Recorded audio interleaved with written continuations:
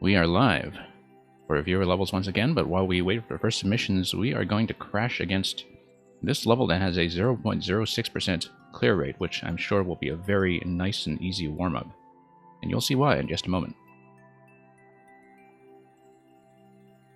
Let me just fix the warp bot first to show you that the queue is in fact open. That had not been reflected yet. Hello, Caden McKenzie. If you have any submissions, I would be glad to see them.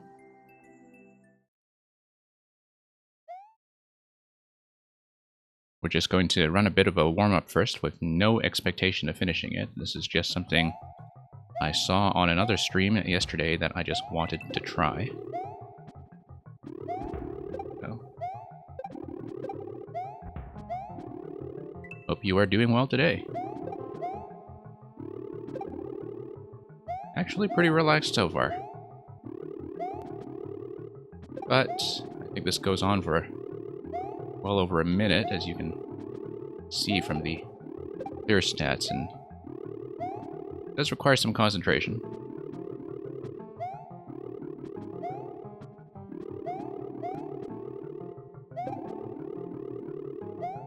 Whoa. Oh, okay, that's getting us a bit of trouble already.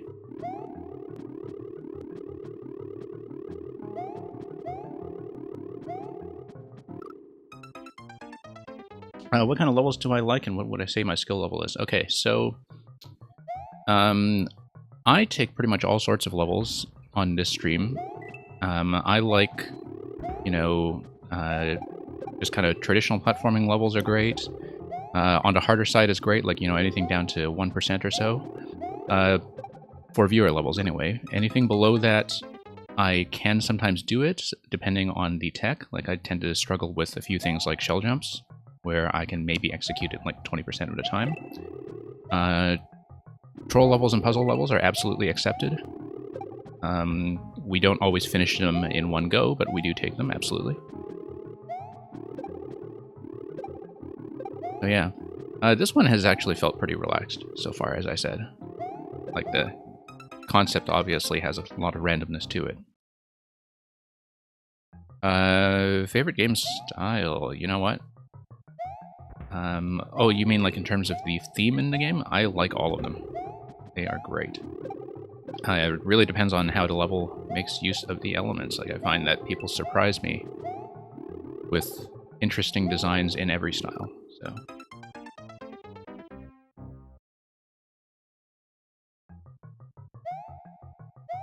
Yeah, well, I mean, you know, whatever's fine. I will say that this stream, I mainly do you know, to record video for people who want to see their stages in action, to do some play testing for people who want to see bugs or puzzle solutions. Just, it's fairly relaxed. It's not so much about looking cool and getting difficult clears, although I do that as well as I can as well.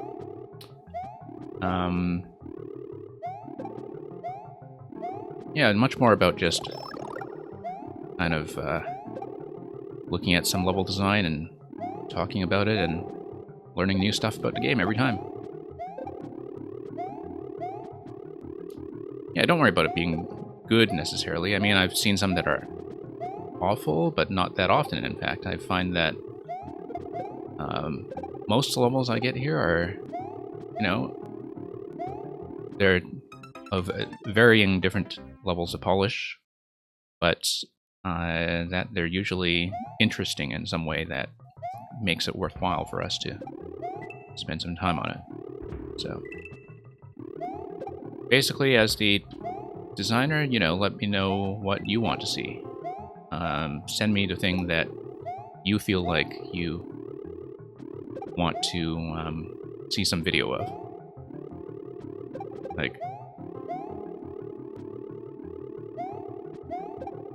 and we'll see how it goes. I mean, if it doesn't work out, you can always send me a different one.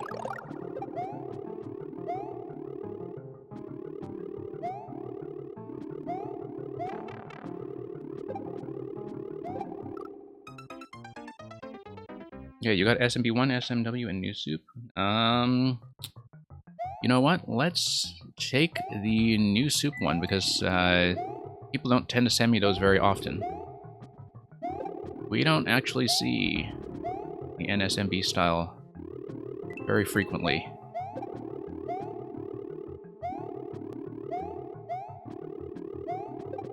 And you know, if we complete that one and the queue is still short, or if you can stick around longer, I may be able to play several of yours. Just let me know when you've decided, and so I don't expect to finish this right away, I will probably get to yours quickly.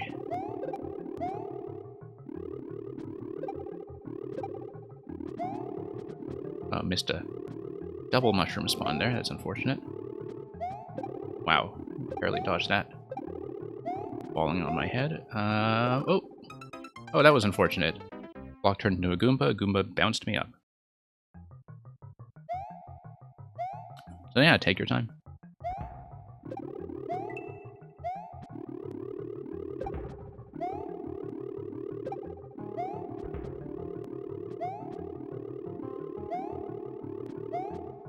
I think for this level, you just need a combination of careful platforming with a good draw.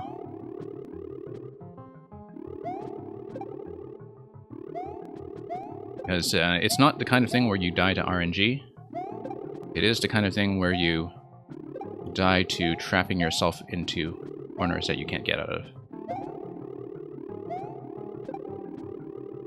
Hey, Little Piddle, welcome. On a speedrun. Little Piddle, I'm going to make one more attempt on this level, and I will get to yours right away. We're not going to grind this one out to the finish just yet. I just wanted to try it a few times to warm up, so we will see yours very shortly. And I'm going to put a like on this. I actually do like the interaction and concept quite a bit, but we will have to come back and attempt it later.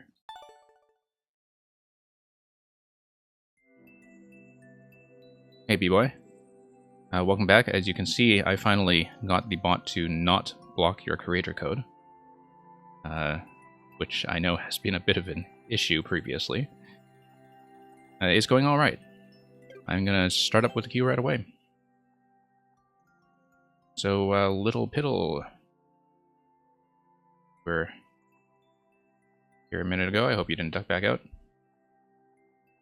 We'll just take a look very quickly. E5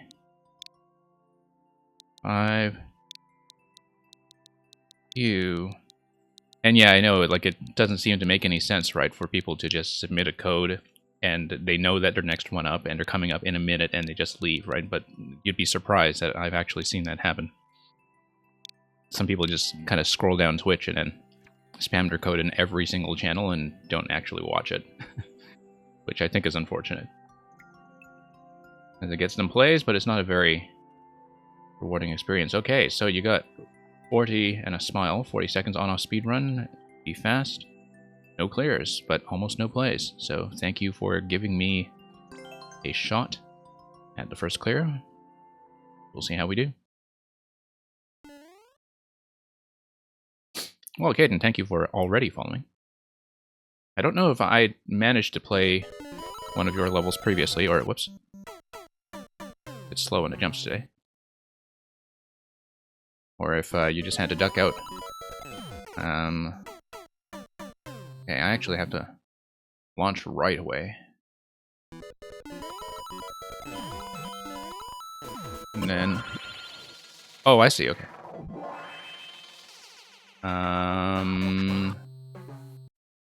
Sorry, I had to take a moment to read that while also monitoring the chat.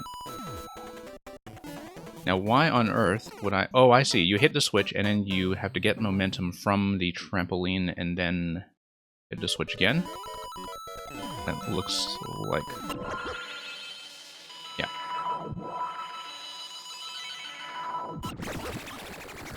Whoops. Missed that jump, but I see what is going on. You need a red coin inside a trampoline. Sorry, yeah. Had to catch up on the chat for a moment.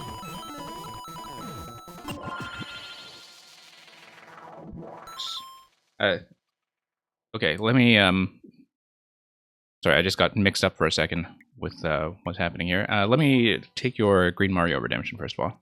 Oh, yeah. And I kind of blew this attempt. And I'll just make sure I've gotten everything set up properly on my side before I start over. And I'll mark that as redeemed. Yeah. Pardon me, I am a little bit more disorganized than usual at the start of this stream today, but hello those of you who have joined. Let me tick that request and actually get back to concentrating on the level. So yeah, hello back button fam. Thank you for joining us. Locking tags, yeah, that's probably a good idea.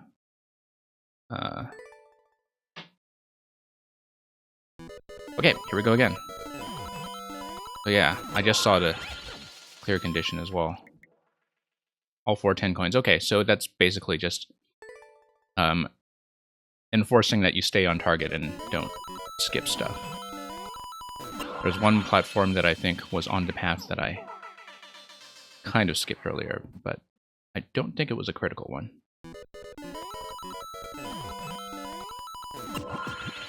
Yeah, build its momentum. Oh, whoops.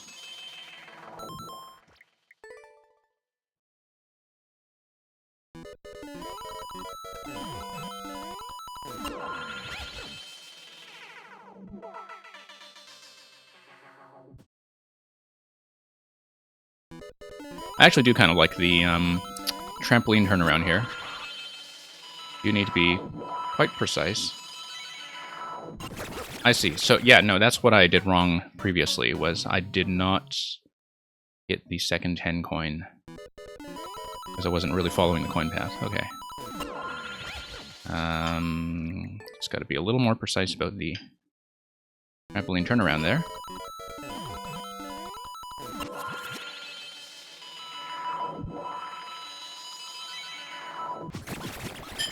There we go. Slide, next segment. I see. Okay, no, we just need to jump a little further along and land on the switch as needed. There's a lot of trust involved in this level because some of the switching is happening from off-screen thwomps. And so sometimes you just need to roll with it. But, I mean, I've seen everything in the starting segment enough to know what the pattern is supposed to be. So for this room, at least, just a matter of executing the jumps.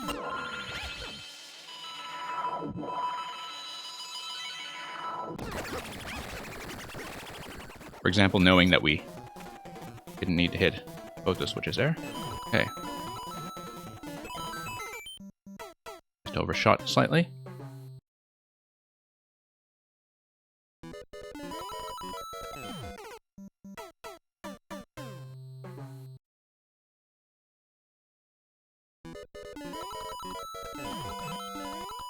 Yeah, well, Caden, as far as those world record times go, if we do see those levels, we can think about that and see how they might have been broken. But let's try to actually not make too much of a fiasco out of this one.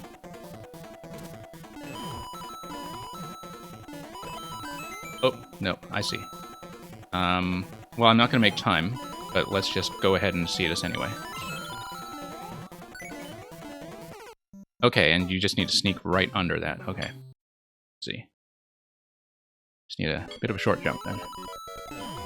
That segment actually feels pretty relaxed once you see what's going on. It's just that I'm not managing the jumps that need to be short. So I know what problem I have to fix here. Yeah, like that. Just like that. Hey, Whiteheart, thank you for your code. Looking forward to seeing yours later, so hope you stick around. And yeah, sometimes if you're further back in a queue, I totally understand if you have to duck out and come back in. but do let me know if you expect that you might have to be delayed or have to step out. And as long as you are here when you are called, and just let me know that you're here in chat. Thank you for all the follows, by the way. I will acknowledge your presence and play your level, so no worries if you need to lurk or kind of duck out to another stream for a bit. That's totally understandable. So, back button fan, thank you for your claw catastrophe.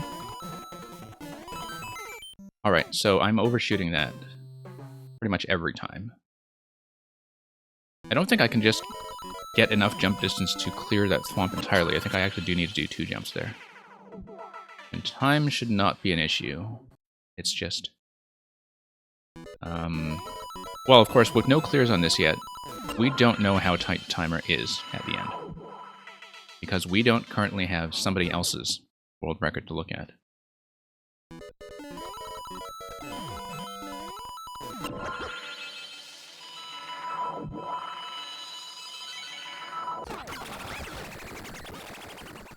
But yeah, we'll see how this goes. Like, everything here honestly feels very doable so far. It's just a matter of being careful with segments like that. Yeah, it definitely looks like it's a landing on the red blocks and then short jump over at the thwomp. Takes a little bit more precision in pulling back on that jump a bit.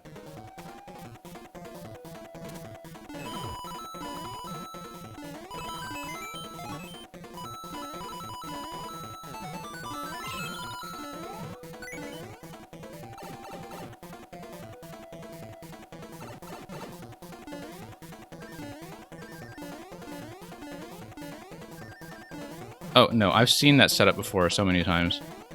But without the ceiling there... Oh, okay, let's...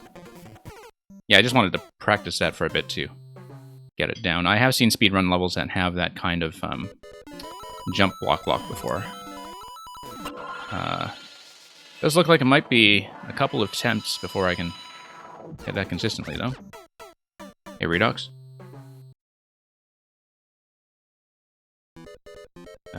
You know what? I was looking at the chat and I just ran the wrong way. Let's blow that attempt.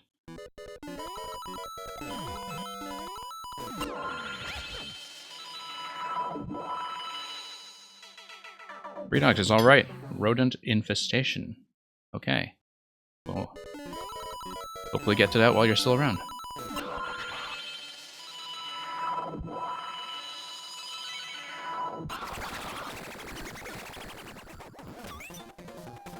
So, back button, you were asking about skips.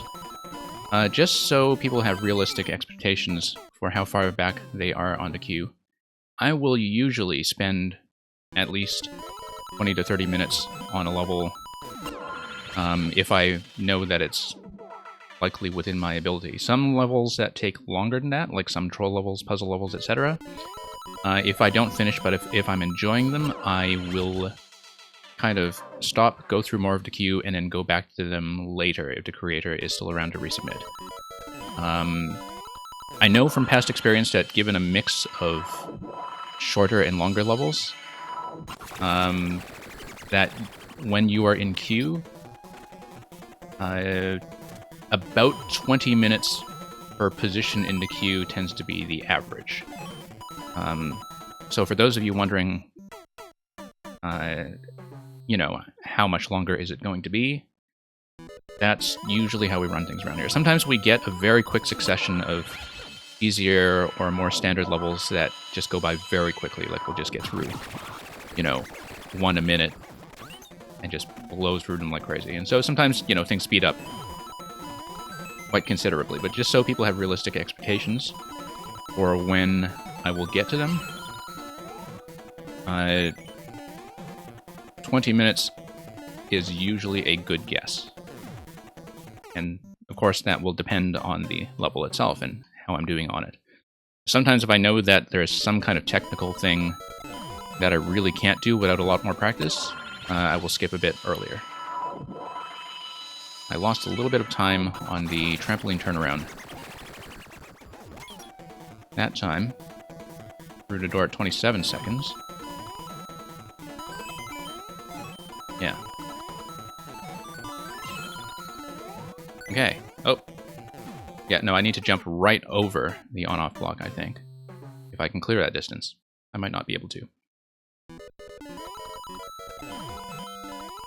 And again, 20 minutes is an average. It's not a time limit on the level itself. And I see what that... It's funny that, like, I've been collecting that pink coin in the trampoline every single time, which I guess enforces the path, and all this time, I haven't actually been paying that much attention to it. Like, I just see it, and it doesn't mentally register. Yeah, back button, no need to apologize or anything. I'm just saying, I just want to be clear about what the policy is, so, you know, people don't feel like I'm being unfair or too slow or not clear about how long I'm going to take. Sometimes we have had levels that are engaging enough that, you know, because we're making good time on some other ones, we'll spend much longer on. Like, sometimes I'll just get through a whole ton of them quickly and then have one that I'll spend like 40 or 50 minutes on because it's interesting and we're very close. But that doesn't happen too often. Usually, people know that I tend to adjourn about after half an hour. Oh, missing that every time. Okay, so having this obstacle like near the very end of the level, I think, is a bit of a sticking point. I mean, early on in the level, or in a bit of a shorter setup, where you have more attempts to get that consistently, yeah, that would work better. Like, I've kind of seen that jump block before, but when you put it right at the end like that, I guess maybe it's because I don't have a great sense of how to do those reliably, but I would imagine that a lot of people have trouble doing that reliably and really kind of nailing it on the first try. And so it feels like that sort of jump block by itself is going to seriously inflate the amount of time we have to spend and also deflate clear rate. And then, I mean, that in itself is not really a problem. Like, it is a final challenge, right? And final challenges just tend to do that sometimes. And it's nice that the rest of the level is very easy to get down consistently. But I can already see why... I mean, very few plays on this level, of course, but I can already see why I might have some trouble with the clear if I'm just hitting the diagonal jump block every time. So, Vegetassel, thank you for your submission. Basically, what I'm saying is that from a design perspective, I've seen most of what this level is about. I would love to get the first clear, and I absolutely appreciate that I have been given the opportunity to do so. But just for the sake of keeping things interesting, I don't know that I'll wipe against the diagonal jump blocks here too much. And maybe, again, I just don't really have the correct sequence down to get past it.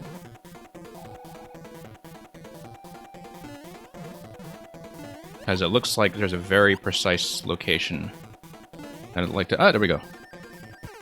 Okay, and then jump. Okay. The issue is, like, given a time limit, we do need to get that on the first try. Really gotta slide into that. So. We'll see, because it... Like, that particular obstacle feels like it's going to be a bit of a roll of the dice for me. And, everything else here, very manageable. Very, very manageable. And stuff like the mid-air bounce back on the trampolines, you know, you've got a free stack of trampolines there, and that feels like a very comfortable spacing. Yeah, just gotta find what the proper entry location is.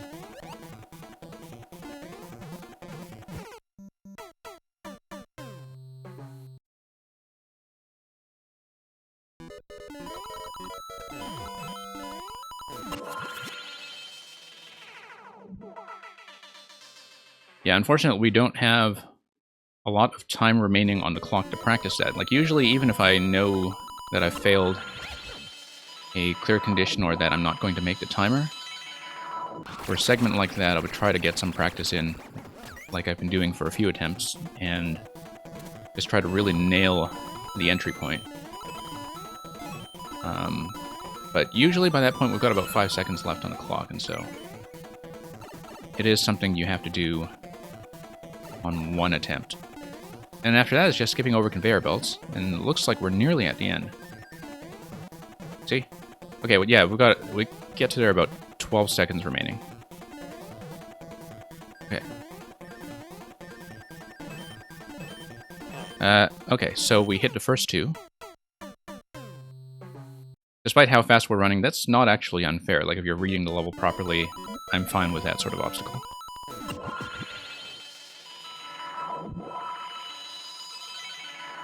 But it looks like we're quite close to the end. It's just that we were about 5 or 6 seconds down on retrying the jump block.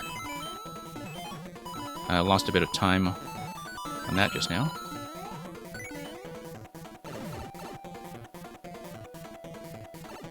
Yeah, jump on his left edge? Okay.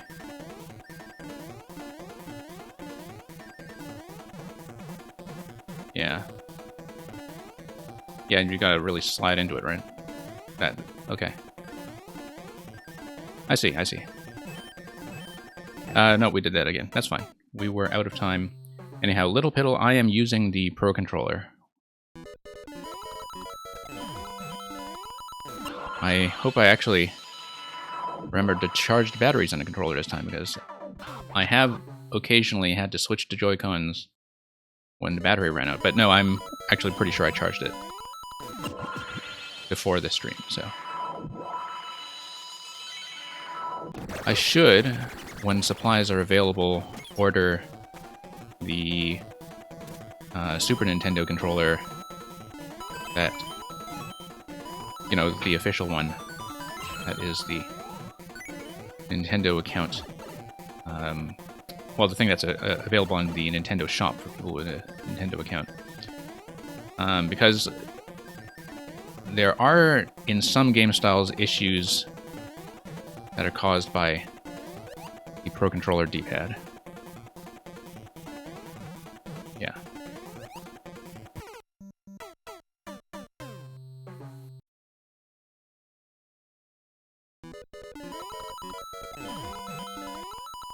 Usually for D-pads, issues, like, they're not too much of a problem with platforming games, where you're mostly going left and right, and if you have an accidental diagonal, it's not a big deal. But people who have tried the Pro Controller with anything that requires a lot of tap-style inputs, like in Tetris, Puyo Puyo, Lumines, that kind of thing, Fire Emblem even, you know what a problem the D-pad can be when you're tapping rapidly.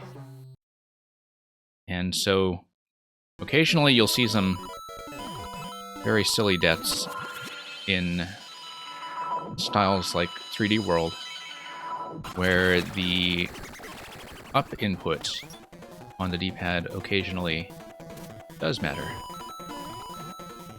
Or with some of the up throws in Super Mario World.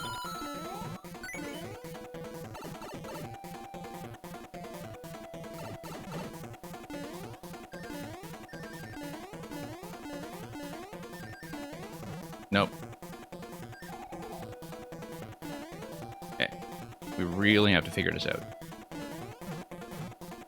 I guess I'm trying to see my position relative to the semi-solid decoration at the back. Like, I'm trying to find a consistent launching location, and I'm just not seeing it yet. In terms of how many blocks away I should be.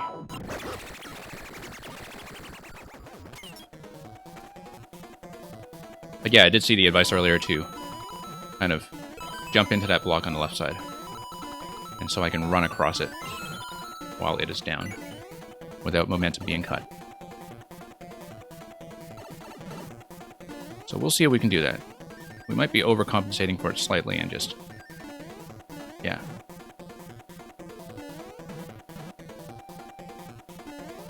No, I know I'm jumping too far into it. But...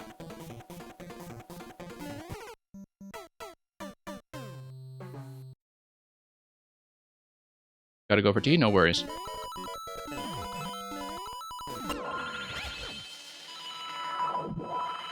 Very important. Be amply supplied with tea.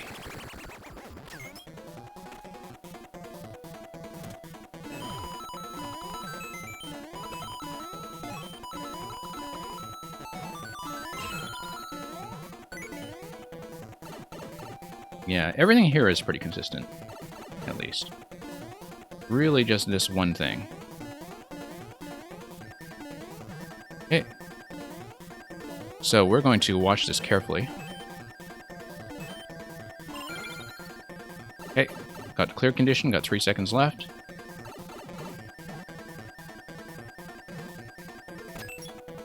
And then we have to hold left. There we go.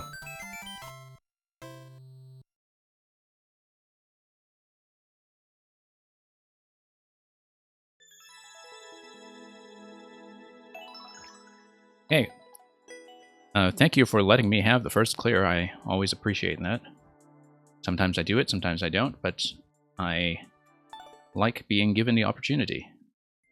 So yeah, like I said, I mean, you know, obviously the jump block is partly something for me to master, and for something that feels, I guess, more difficult and precise than much of the rest of the level, it does feel like it comes a little bit late, but I think ultimately we got it, and that's... everything else seemed to work very reliably and crisply, such that, you know, once you just figure out the pattern, you can do it and do it every time. So, I think that as far as speedrun levels go, that the clear rate on this will probably be decent, as long as people don't just give up on the music block. We kind of raised this to about a 1%. Seems reasonable to me. So, thank you for the submission. So, Cade McKenzie, thank you for sticking around and giving me 7DQ. G5, G, L, U, G, and thank you in chat for all the GGs. Always appreciated. Oh yeah, we totally did see this one, actually. Okay, no, we played this one, but that's okay. You did say earlier that we wanted to, yeah, because I actually asked you to show me the NSMB level, so do you want me to try the new one that you just put up? Or do you want me to do something older?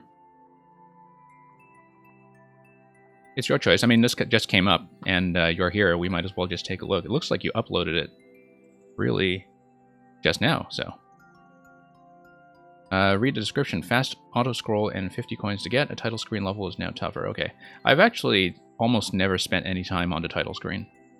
So I probably wouldn't recognize the thing that it's based on, but we might as well just kind of give it a look.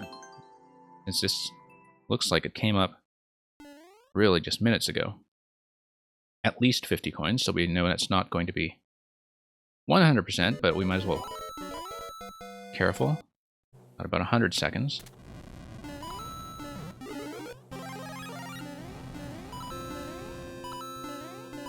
Okay.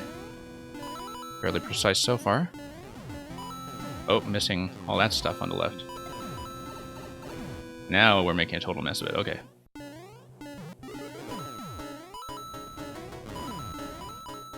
Alright, just a fast auto-scroll. How many coins did we get up to? 30-ish, okay.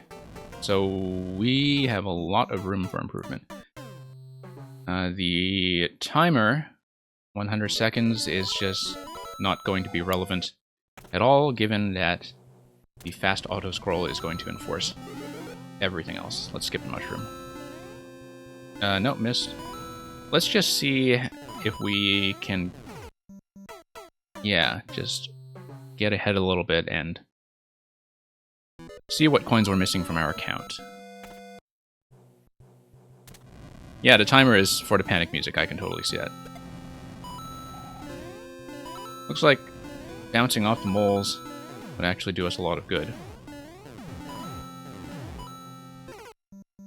Likewise with bouncing off the cannonballs, it looks like there is kind of a very fancy speedrun pattern that the coin placements are meant to encourage here.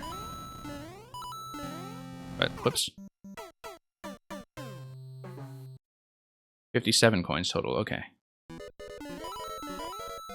Yeah, Back Button Fam, would love to see the record that you post.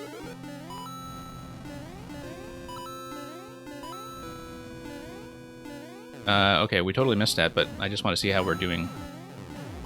Yeah, we just missed everything here, I think, and these three... Oh, I see, okay.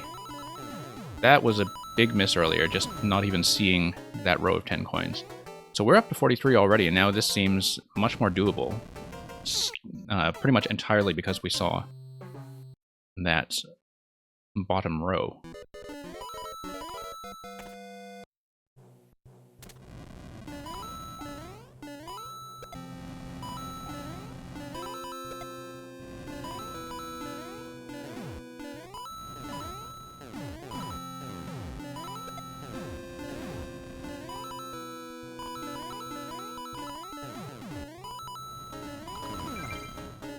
Okay, just need to survive, and we've got it.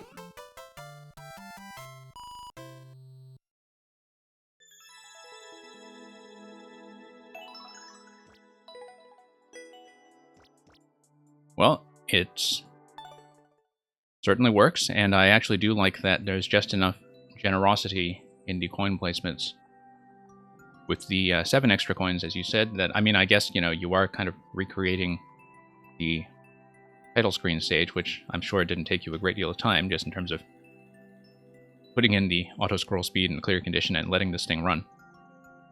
But thank you very much for that, Caden McKenzie. If you are sticking around, you are absolutely welcome to send me more codes, especially now that you know I already got One Chance Castle down the other time.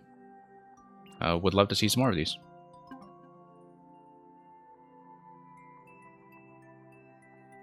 Yeah, saving it in the editor and opening it up by default and just kind of manipulating it. But it actually feels pretty decently tuned for a clear condition level.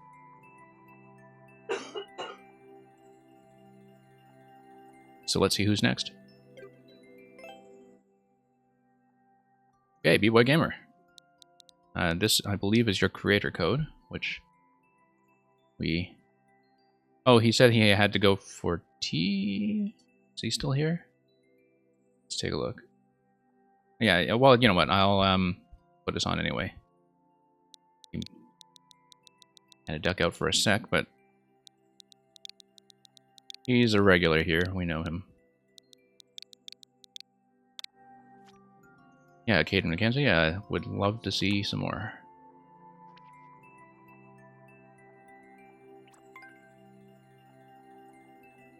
Interesting.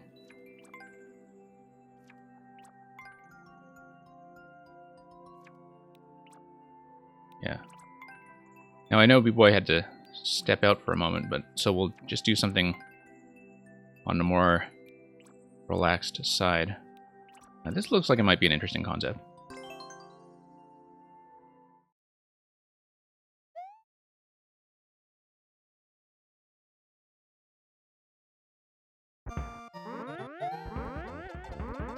Oh, I see, okay.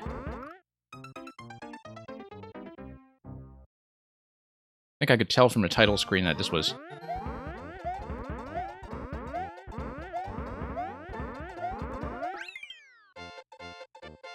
Oh, there we go.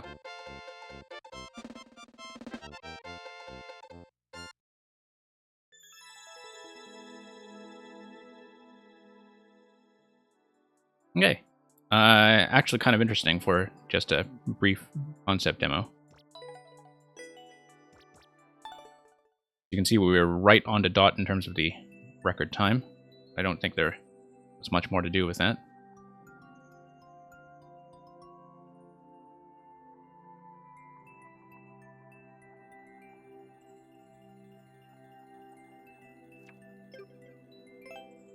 Whitehard.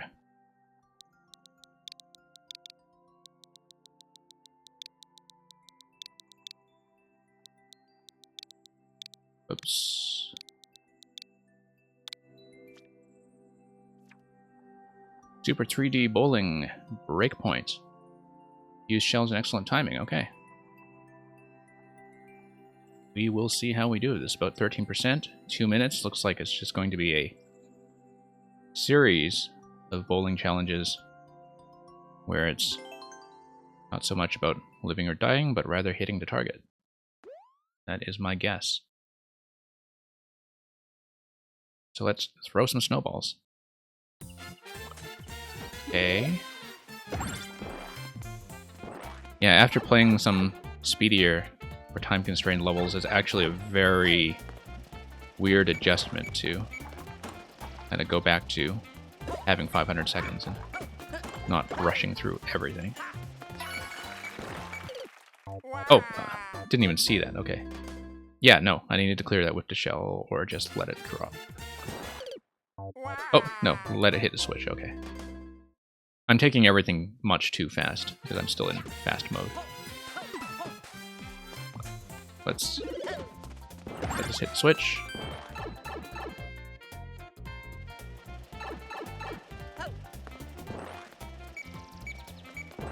And I see. No, we do actually need to send the shell through because of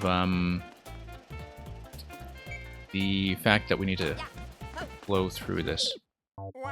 Oh, no, it doesn't actually knock down the icicle, it just goes through, so... We will need to bowl it through with a good sense of timing, because this is, after all, as you can see from the title image, a bowling level, so... Let's actually do this properly this time. So yeah, this is going to be our little bowling ball return slot.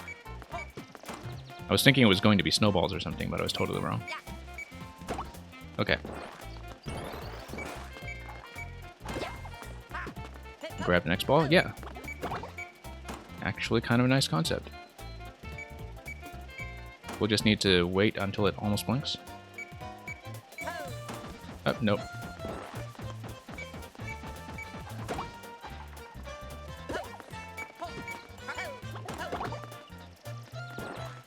Yeah, I actually do quite like how the shell return is made to feel like a bowling lane shell return. Now, what does that do? Okay, it grabs the key. I see. Okay, here's another bowling challenge. Interesting how the icicles are used to enforce this, too. I think we kind of get it. But let's see how the challenges escalate. Okay. Now, we need to send that across.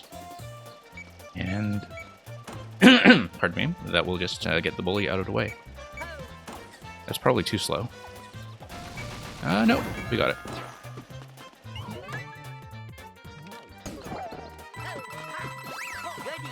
So it says socks, I guess? Oh, okay. So did we do something wrong? Or, oh no, we just need to do this again, but without the crates in the way this time. And interesting, given the POW location, is that we need a kind of deflection off the back wall. I see. I see how this works. And our timing is terrible. Okay.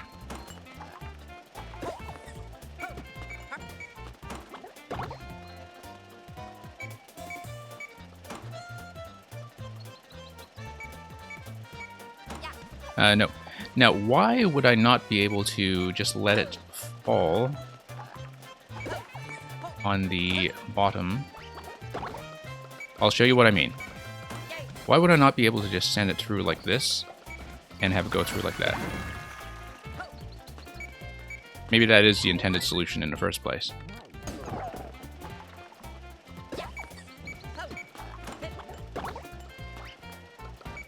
Okay, now we need to actually pay attention and solve the puzzle. Let's actually see how... Okay, now that prevents you from using that method. I just wanted to see what the bounce pattern would be.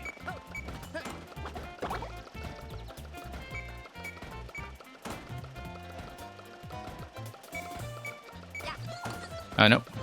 A bit late. Yeah. Oh, B-Boy, we actually finished yours already. Submit one again. We actually did your Earthquake one. And that was over in a few seconds. So feel free to send me another one, please. Because I did see that you had stepped out for tea. I wasn't sure if you were back. And so we ran yours anyway and just turned out to be very short.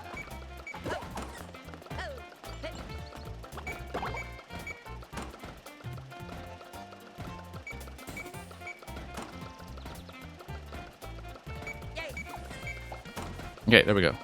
Except no. Now this actually looks like it's going to be an interesting timing puzzle then.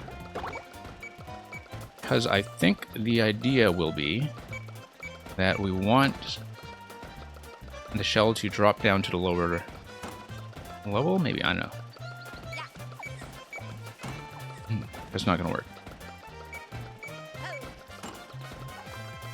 Yeah, because I want it to drop down low and then come back up through the pipe for a bit of a figure eight, right?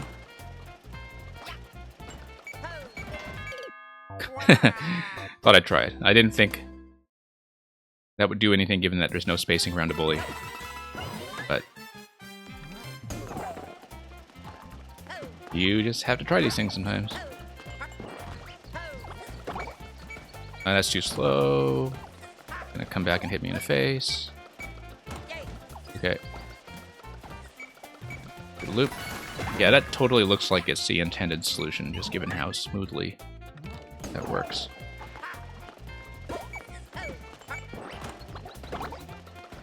Okay, so we want it to hit the blocks.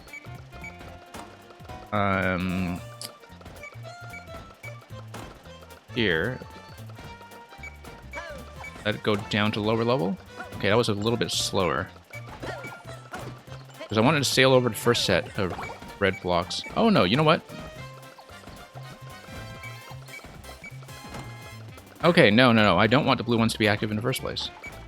I want the shell to kind of come down during the switch. Okay, no. I think I know what I want to do with this room.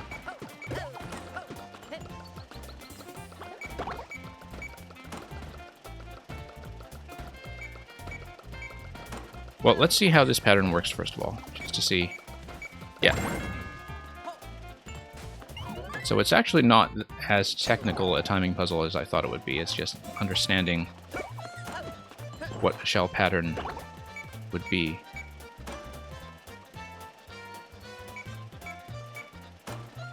Now, what is stopping me from just destroying the lower level of blocks? Let's...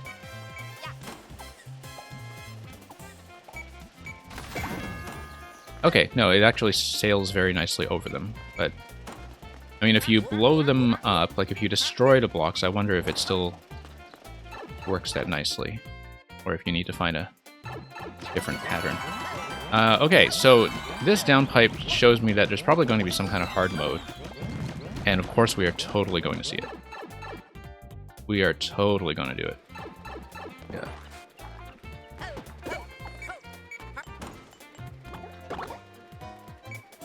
I see. So we just need decent timing. Okay. A little bit early.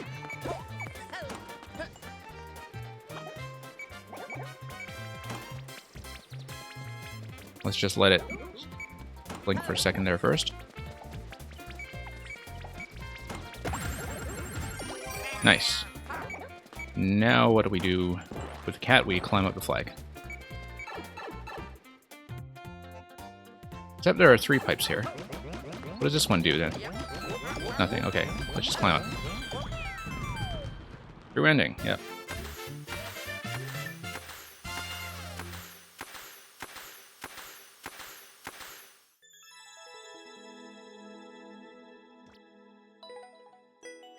Yeah, we go for true endings here when we can. So thank you for that. Super 3D bowling.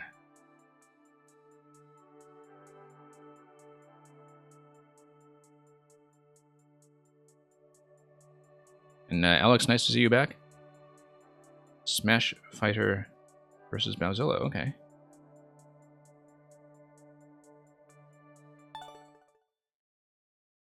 Oh, thank you. I'm glad you enjoyed the commentary. It's pretty typical for me on puzzle levels to kind of walk through my thought process, since I think puzzle creators, that's usually what they want to see and what they want to find out about their level. So, Back Button Fam, are you still here? I think they might have ducked out, but Twitch is sometimes wrong about this, so we'll just give Back Button Fam an opportunity to respond.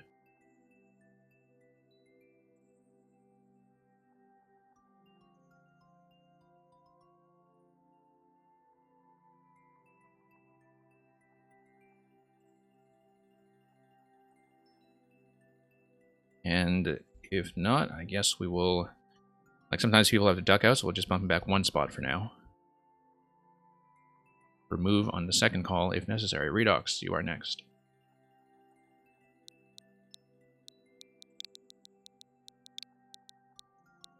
Let's go.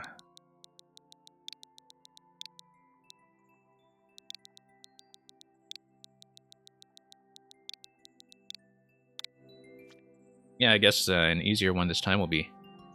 Nice change from the shell jump one you sent me last time, which I still have to clear at some point. Hopefully when I do a backlog stream and I can just take my time to clear things with a lower percentage. So, rodent infestation, 30 seconds. I want to get out of here. We can already see that things are going to come out of pipes and we'll have to bounce on them. And probably duck under some skip-squeaks along the way, so... 29 seconds, 0.720, so it looks like it's going to be a fairly tight series of setups. So we know what that means. It means we have to fairly crisp about things like wall jumps and things where we can lose time. Whoops.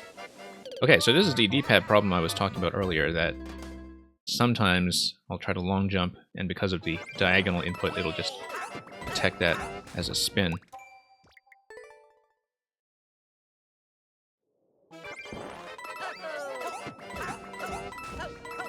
No. Slipping a bit on that wall jump. Need to get some decent height on every jump. Okay, got a whole jump on that last guy.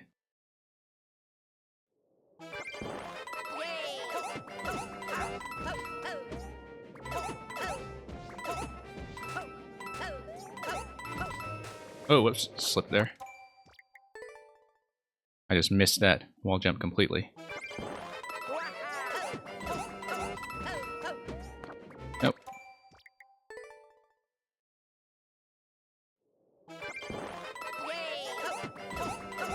Yeah, the main thing in this level is just kind of getting enough jump height and not pulling back. That's absolutely where the failure point is here. I should actually twirl over that on top, I think.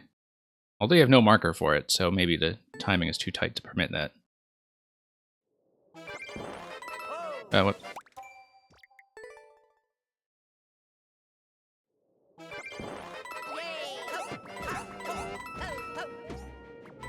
Yeah, no, we're fine without any kind of twirl. It's just getting height on the wall jumps. And yeah, so I lost a bit of distance there because I lost a lot of height going into that sequence in the first place. So, overthinking some parts, like doing, you know, full jumps and staying at full speed everywhere is actually the way to clear this one, I'm pretty sure. No need to make tight little adjustments to pull back.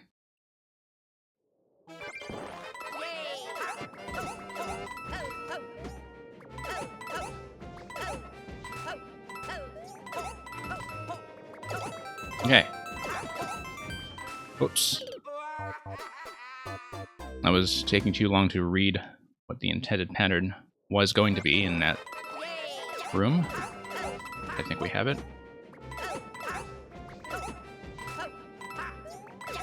Yep, as you can see, I come in with a better jump height, and everything just works. Get the wall jump down right away there, as marked. I was doing the very first jump a little too far to the left, I think, and that was affecting my height over here. There we go.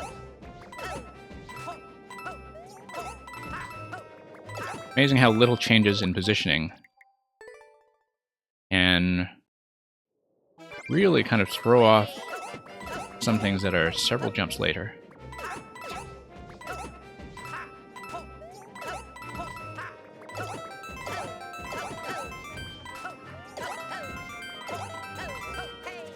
Oops, I'm going to lose time from that. That was actually kind of an accidental twirl. It's not part of the intended pattern.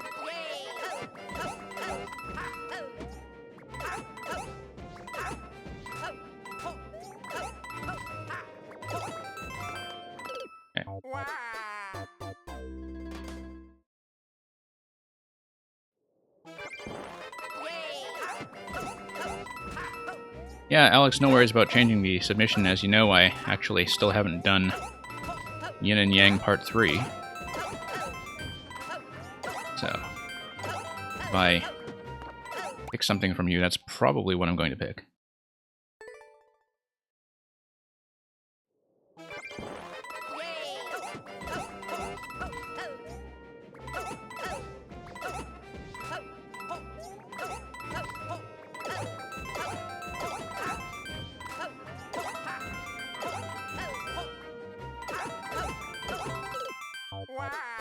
Okay, it looks like I came into that with too big an arc. I actually do need to relax my jump a bit on that sequence. Not get so far ahead. Yeah. There are a few spots where, when I'm a little off-center, I actually do need to make adjustments in this level, and I was not really accounting for that. Oops.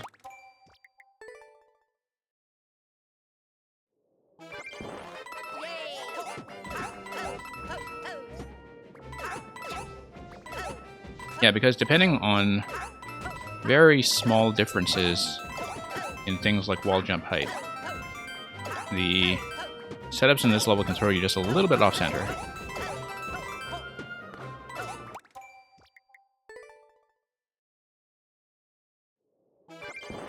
But we'll just adjust around them and see what we can do. Because as you can see, in that segment where we were failing just now, we were definitely coming in too low anyway. Probably just slipping too much on wall jumps as usual.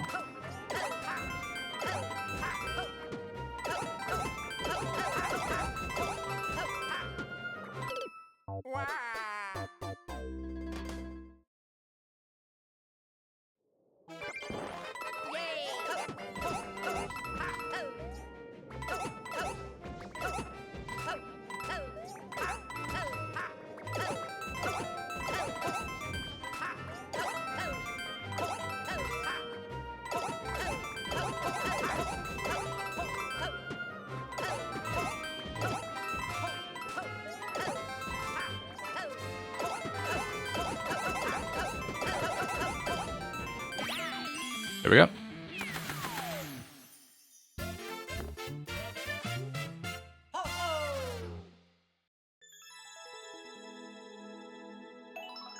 Yeah, I'm glad all of that actually functioned at the end. I was going to do a little bit of a twirl at the end just to get to the top of the flag, and then I realized, hey, maybe I can grab world record by a frame.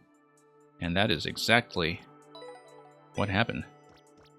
There are probably ways to tighten that up even further on the player's side, just from, you know, the turnaround time on some of the bounces and wall jumps, but you can only do so much with the pipe spawn timings, of course. So, the setups with all the dropping skip squeaks actually did feel pretty consistent on my last go. Like, I had a spot of trouble entering them the first time, but to have them all just kind of work on one attempt like that was, I think, very nice to see. I think I actually lowered the clear rate on this, which is surprising, but had a few flubbed long jumps at the beginning, so let's see what's next.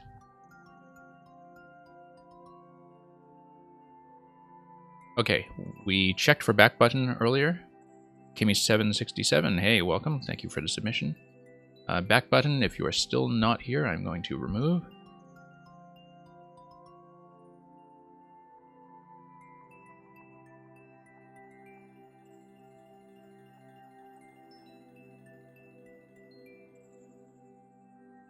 Vegetassel, if you are still here.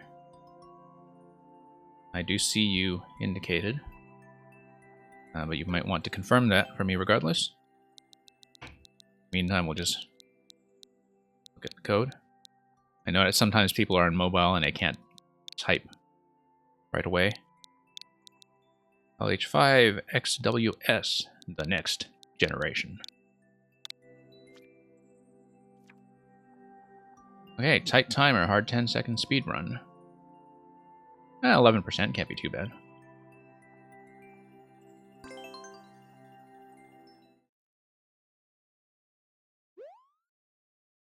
Of course, that percentage might just be raised by the fact that it's short and the obstacle itself could be a little trickier. Oh, interesting. Oh, and then you go through the second door. Okay. And then you hang left, but then have to get around that one-way panel, maybe twirl over it. All right.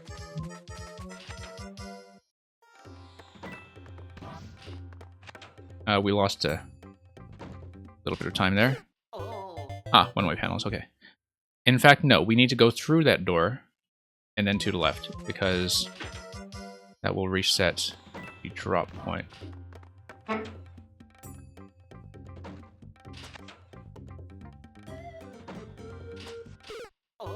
Oh, wow, okay.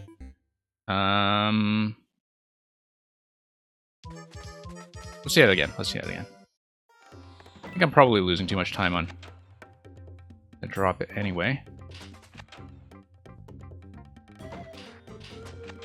Oh, I see. No, I need to... There we go. You made it.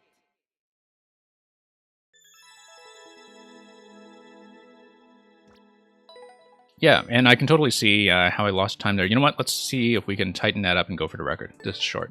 We know how to do it. I don't think I can beat the record, but I know exactly why I lost a second and a half there. And you know what? This timer is not as tight as advertised at all. Yeah, given that you drop from that door every time, I think that twirling over to one-way panel is just the way to do it.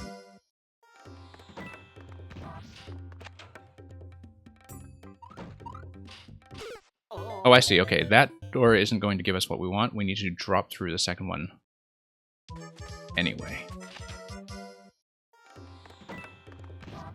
Oh, lost a bit of time there.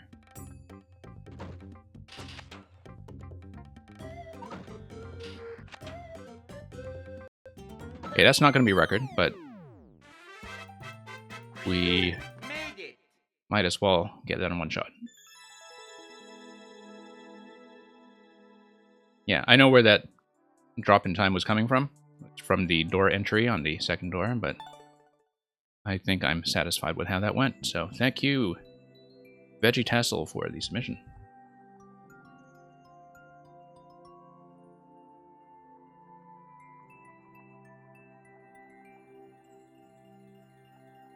Yeah, it's not as tight as advertised, of course, and that's actually kind of nice because there is that one door that is a retry door. And kind of neat that it'll give you a second chance to figure out what it is you are supposed to do. So.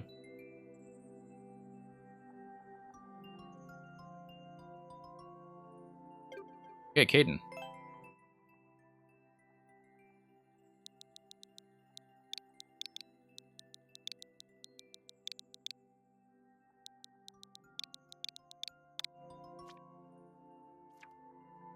Okay, spaceship invasion. Leap with and against enemies to get to the mothership. About a minute on the record. Seems fairly well liked. Let's just do it. A level from back in November.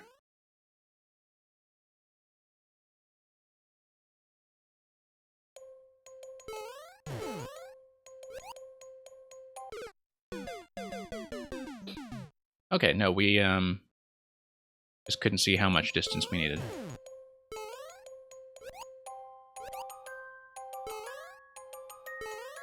Yeah, the first time that bit with the Goomba feels a little bit blind simply because it's so far off screen. But the fact that I could get it right away on a second attempt, I think, is a good thing. I have actually not seen that many Fishbone interactions like that in Night Airship. That is an interesting idea. You would think I would see that more often, simply because Night Airship is the only theme where that would work.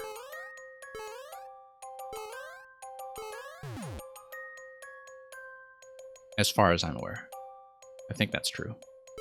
Since you have the enemy swimming, but Green Mario jumping.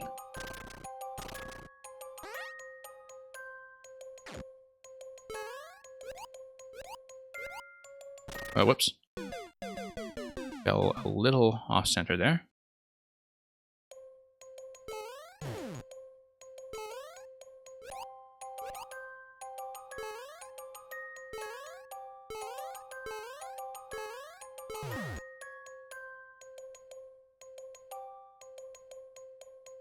And just going to take the elevator. Because how else would one board a spaceship? But with a thwomp elevator. Okay. Nice conspicuous down arrow. I wonder if there was something on top that we just totally missed. But we will do some upside down flying. Now the thing about clown cars is that when they bump against the spikes, it is an absolute nightmare because it's one of the few things in Mario Maker that actually does make the player lose control. Right.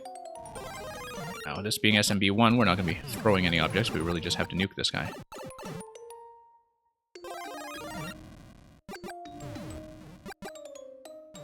Okay.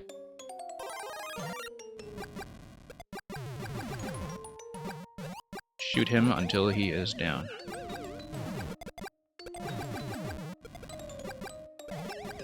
Yeah.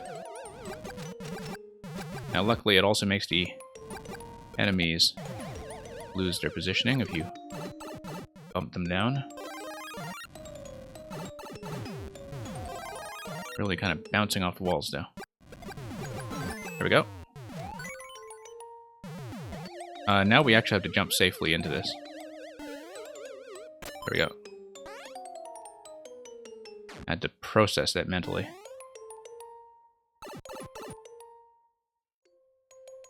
Yay, there we are.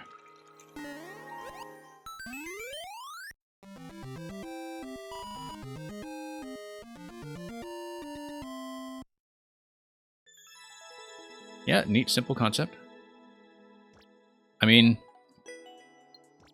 a lot of people out there I know really don't like respawning power-up boss fights where you just have to keep grabbing the power-up and nuking a guy, but I think the room that you put that in was unique enough as a challenge that it did not have that problem.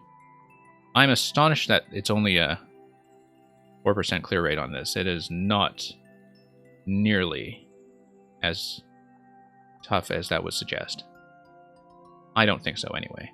I mean, maybe some people have a lot of trouble with the clown car interaction if they're constantly bumping against the spikes, but I thought that was really straightforward.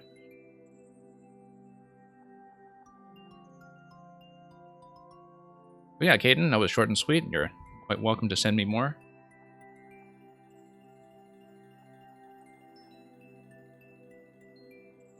But yeah, I mean, I guess part of it is experience knowing that the thing to avoid in that room is the clown car bumping up against the spikes.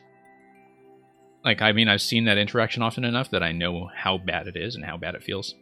So, not all players, particularly back in November, would have necessarily gone in with that experience. So yeah, Yin and Yang 3, we will absolutely finish your saga.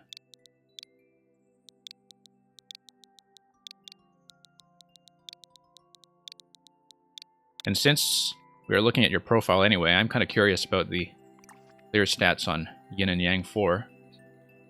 So for those of you who weren't around to see it, there is a series of seesaw balancing levels by Alex, and we kind of did the final exam level, and it looks like there are 2 clears by a guy who beat my world record. The fact that he beat the world record with a 24-minute time says a lot. Let's just say that. But anyway, the precursor levels that were kind of the tutorial to that, we had done 1 and 2, but we had not done 3, which will involve the piranha plants and the booze, and presumably the same kind of mechanic where you launch the shells. Seems harder than 1 and 2 in terms of clear rate, but, you know, we have seen this mechanic before. Or at least seen one room using this mechanic, so we'll see how we do. Yeah, you see, Alex, the problem is that, you know, since I've actually done 4.0, and I spent enough time on it that I really learned a lot about it, I'm very tempted to try to beat that guy's record. Very, very tempted. Okay. Nope, that's a bad idea. We need to leave a shell there, but there were 2 shells. And I really wanted to grab one of those shells so I could start stomping on booze. Oh, no. Missed a shellmet. That was... Or maybe, actually, you need both shells there to balance the weight of the piranha plant. And so I should not do that. And I should actually dodge the boo pattern properly, but we'll just play the level until we learn it.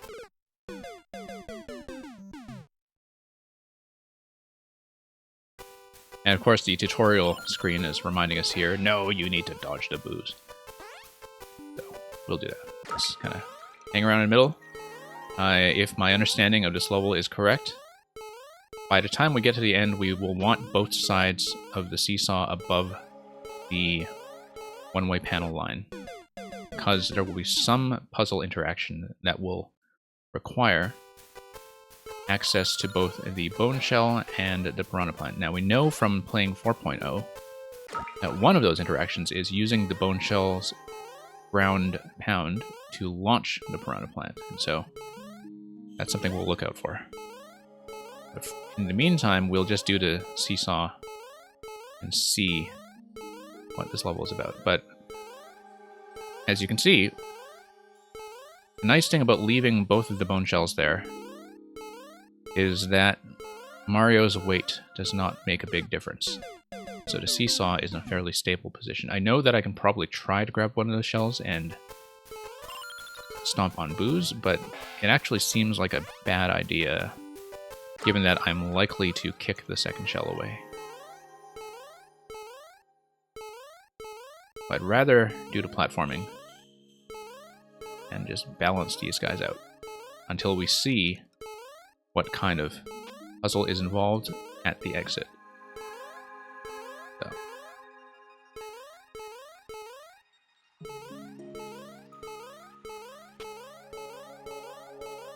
Going to use the Shellmet as a form of defense. I wonder where we learned that.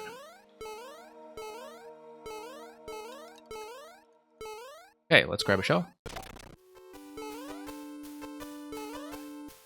Okay, so we basically just needed the piranha plant to get us through.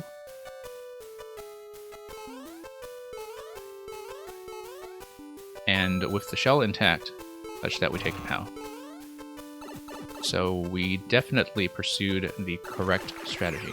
So we have 4 shells balancing one big piranha. We are going to get rid of this guy. This is, of course, past checkpoint, so that's why we had a shell there for protection. I think I will want to launch piranha. And then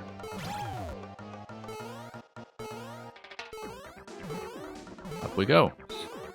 I'm sure there will be a similar segment later that requires us to do something like this, but on a seesaw instead of a regular blue platform. I strongly suspect that will be the case. We don't want to kick the shell and knock out the piranha. I'm sure that we actually need the plant to melt something by the time we get up top. Whoa, whoa, whoa, whoa. Oh, I see. We needed to actually bounce on the boost. Yeah. Didn't understand that right away. But we see how this entire room works now. Grab this, launch this guy, and up we go.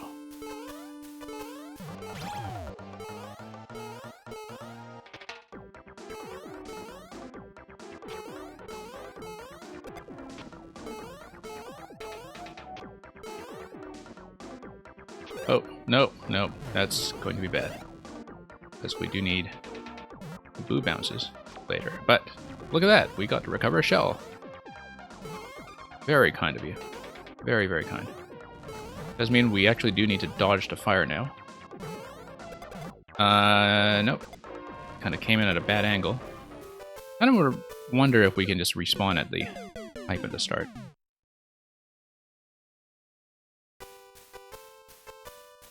Did I work like speaker?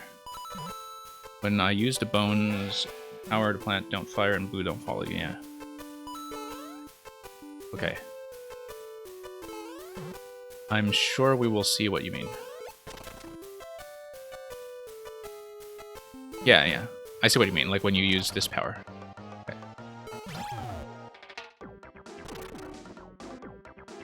Actually, the fact that the boos act like they don't see you when you use the dry bone shell, even if you are facing in their direction, that's not something I've really seen people use. Like, I haven't seen a level that really depends on that. So that might be a good idea worth exploring, I think. I'll have to play around with that in the editor sometime, see if anything interesting comes out of that. Whoops. Oh, that's going to be one big fail. I do kind of see if I can re-enter the pipe. Oops, never mind.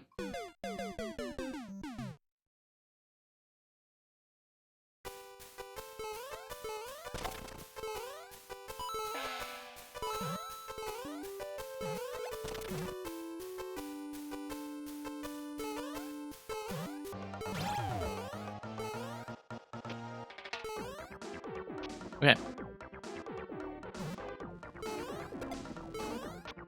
The Mario Kart music is a good fit for this particular sequence, by the way. Oh, no, okay. Shot in the face, but we luckily have another shell, which is, I think, actually a very good placement for that shell, given the likelihood that we'll get shot in the face. Whoops. Total miss. Total miss. Very embarrassing.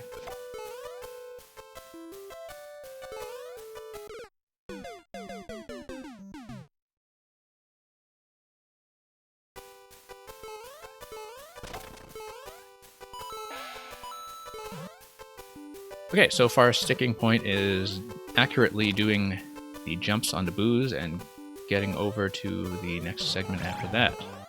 But I think everything else here seems fairly manageable so far. Not too worried about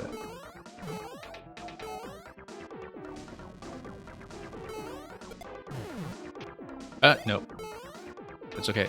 We'll... Yeah, the other one. Nope. We lost it. And that will get us into trouble because now we can't bounce.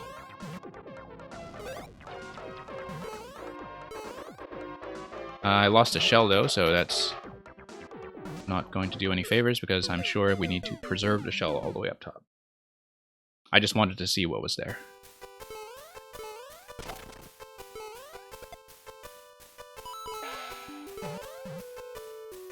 Yeah, it looks like in terms of the damage priority, the bone shell always does come off first.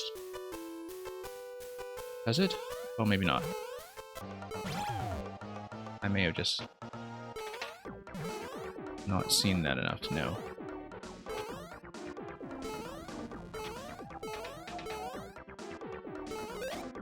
Yeah, bone shell comes off first. We know we can get another shell though, so not actually too concerned. Should probably deal with the boos for once. Okay, now this segment. Nope, miss.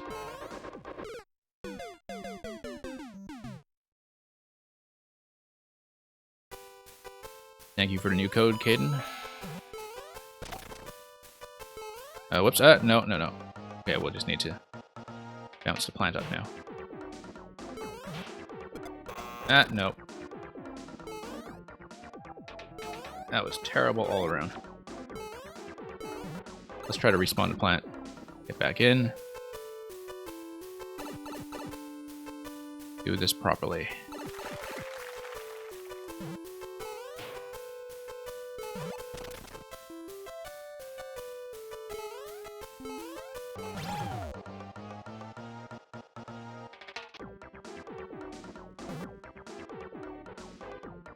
Oh, no. That's okay, we know we'll have another one. We just need to dodge all this.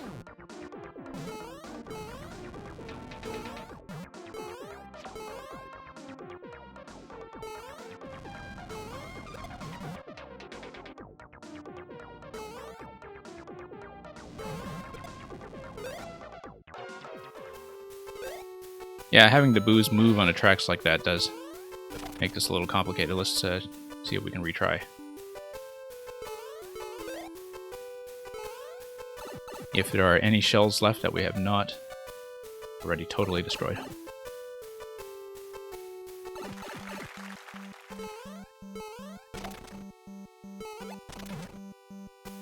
And the on-off switch is already in the position we want.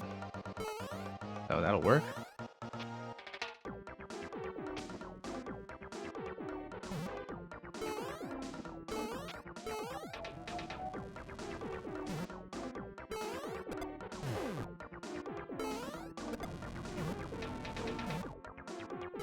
Oh.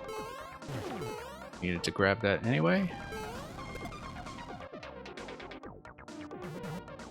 Let's try to do this. Yeah, that pattern there. The timing is a little bit difficult, but we'll see what we can do with it.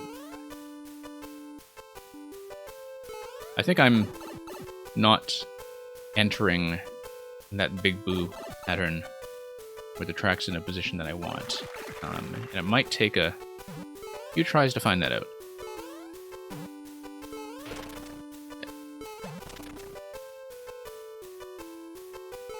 Hey, you know what? We have a spare shell. That's nice. I should have thought of that in the first place. Although I guess we still need some room on the left here to run, and now it's actually a bit of a risk because we don't want to accidentally stop the plant. Oh yeah, now that's just a total mess. Okay, let's just redo this.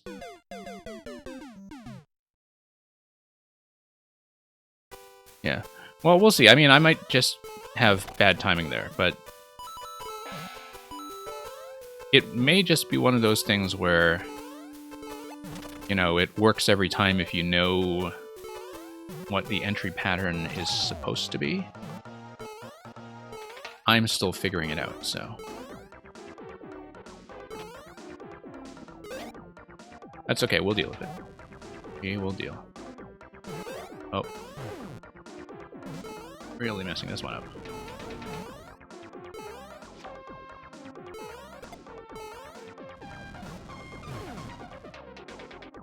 I'm probably not paying enough attention to the positioning of all the boos anyway.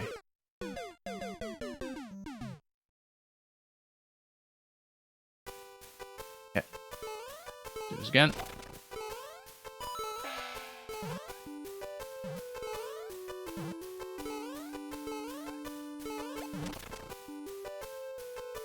Let's do this. Well.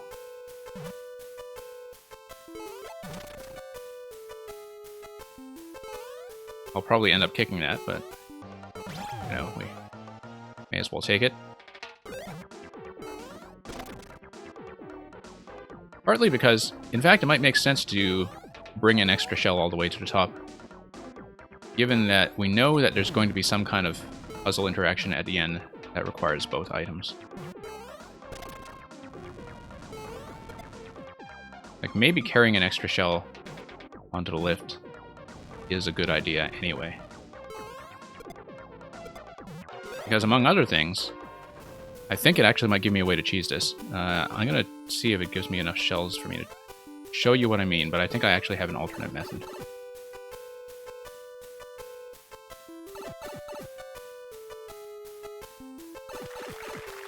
Okay, so here's how we are going to do this. Launch that.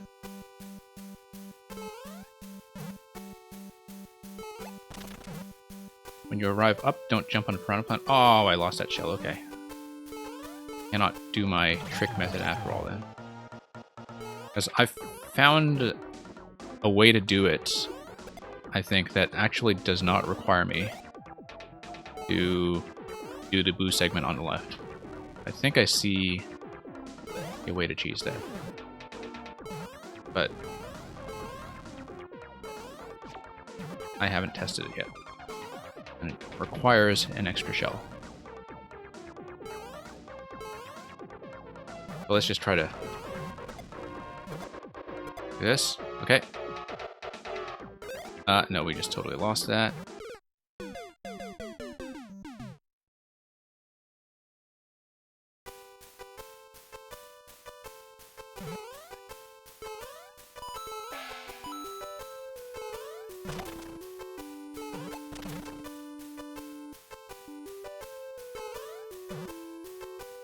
And we'll see. Oh, don't want to do that. Don't want to kill him. That's just way too far to the left. Okay. That's fine. Let's try to do it the intended way. More or less. Gotta be much more aggressive about actually killing the boos, I think.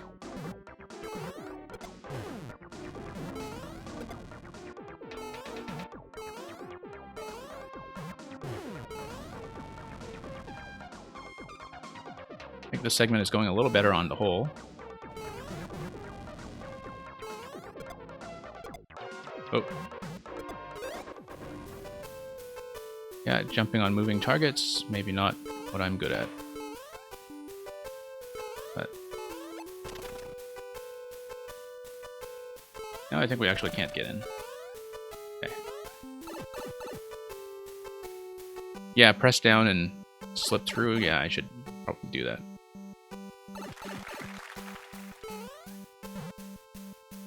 Oh, whoops.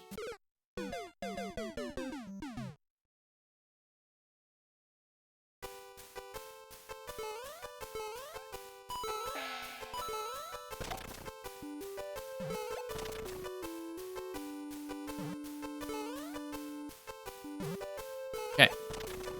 That's going to be too far left.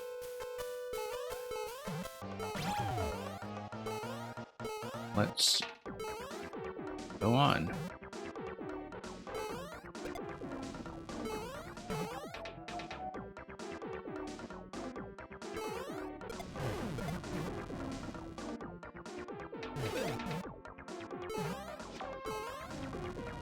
The thing about using the invulnerable power with the bone shell is the timing, because it does kind of lose control for a bit. That's not what I needed to do.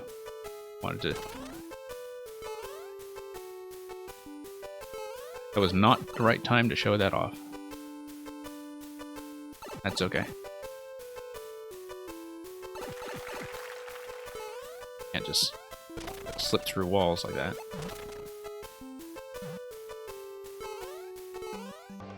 Okay, let's ride.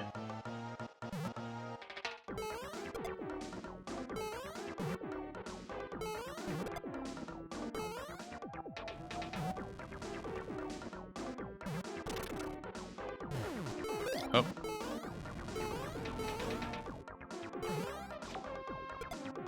Yeah. Every time I do this, I really appreciate that extra shell. That is pretty much exactly where it needs to be. Okay, here we go.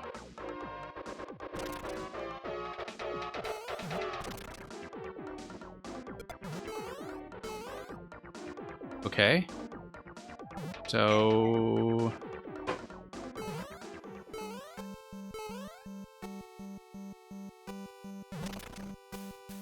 Huh.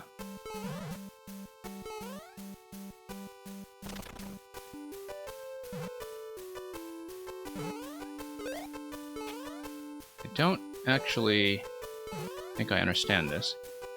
Except, unless I'm supposed to go up the boost stack. Jump onto fire. Oh, yes, yes. Not even think of it. I probably would have figured that out if I weren't spending all that time playing with booze. But I guess the boo wall is just something that forces you to manage your positioning. Alright.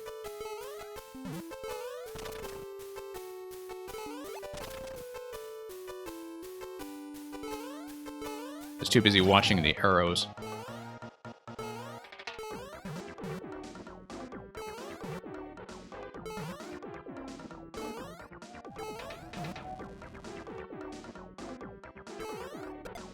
And thinking I could do something with the boost stack. Like, I was trying to see if I could point off camera to see if I needed the piranha plant to freeze something, but I guess the interaction that requires both items there is... Ah, there we go, that's nice. Yeah, the interaction that requires the piranha here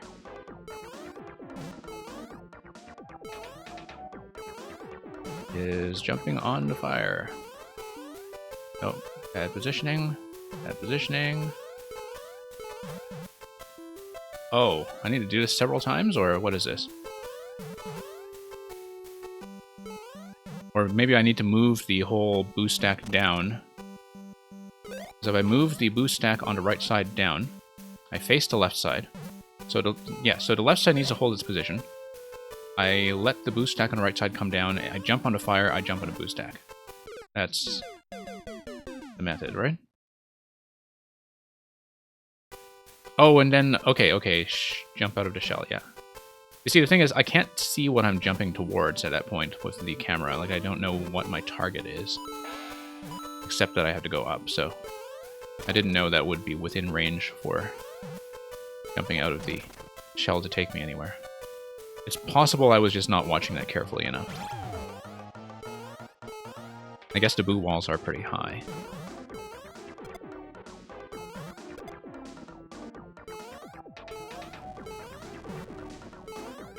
Oh.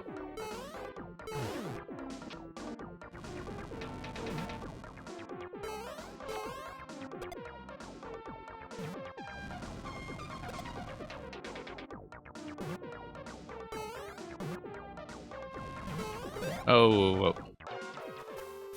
Totally clip that thing and that. Just redo this.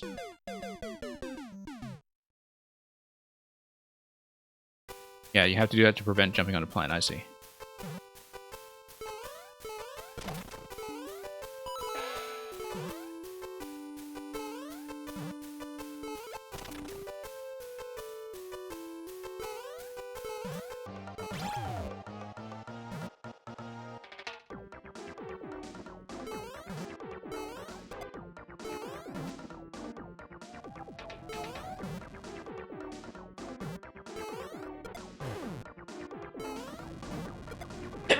Pardon me. Had to have a bit of a sneeze there. I am, as far as I know, not virally infected. That was just a sneeze.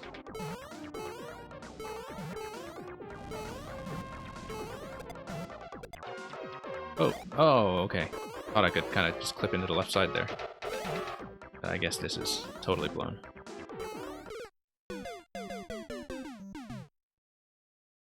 Just a moment while I check my time on this. I do want to continue and finish it, of course. I just want to see how I'm doing.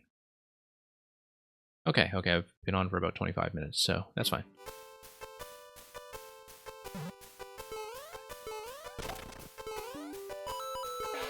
And it's a short queue today, so I'm in.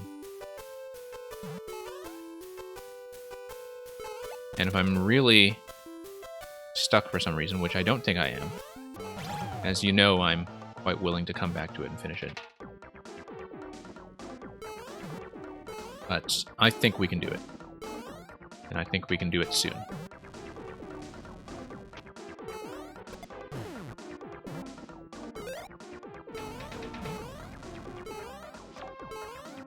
Oh. Oh, that's not gonna work. Let's redo this.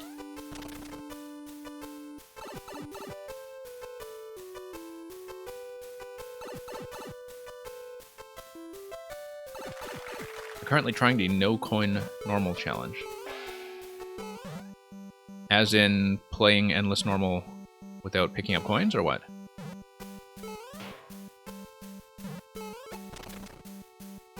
I'm not sure I know what that is, but I don't really follow endless. So I don't know what people have been doing with it. Oh, whoops.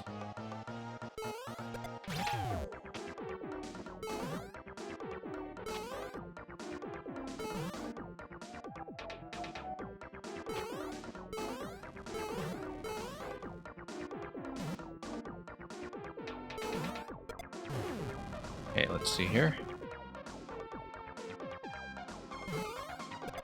Oh, that's a mistake. Well, I mean, that's an interesting way to keep normal interesting. Like, I don't know if you allow yourself to do skips or anything if run into stuff that forces you to take a coin. You know, like clear condition levels that are collect 1 coin. Or things that drop a trampoline on your head. Make you pick up a coin. Kind of an interesting category, I guess, in terms of trying to put a spin on endless.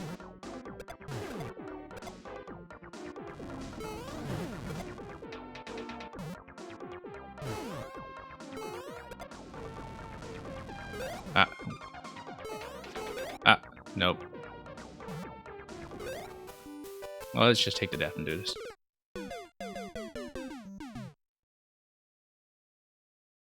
Yeah, and I was so proud of that multiple bounce over to Booze as well. But that got us nowhere.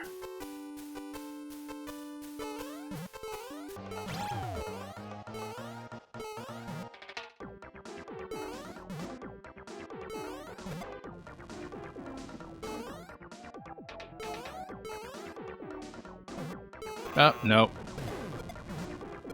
Totally slapped him.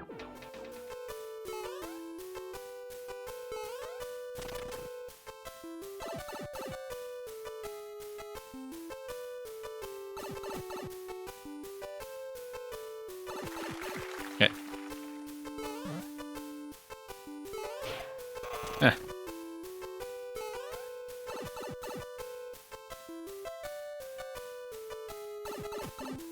A lot of ways to make this go wrong.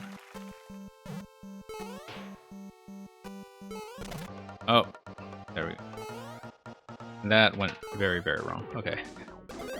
Let's just restart this. Took so long just trying to fix that. I should really take a shell on the left so I can take that extra shell with me. But maybe that would just cause more problems. Okay, let's get that Mario Kart music spinning up.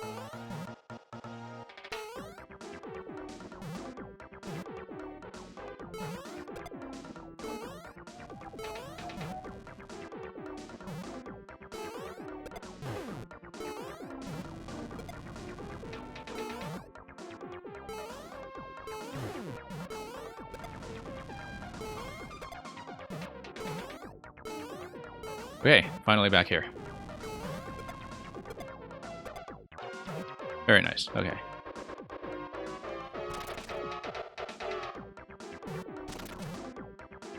Okay, let's actually do this properly for once.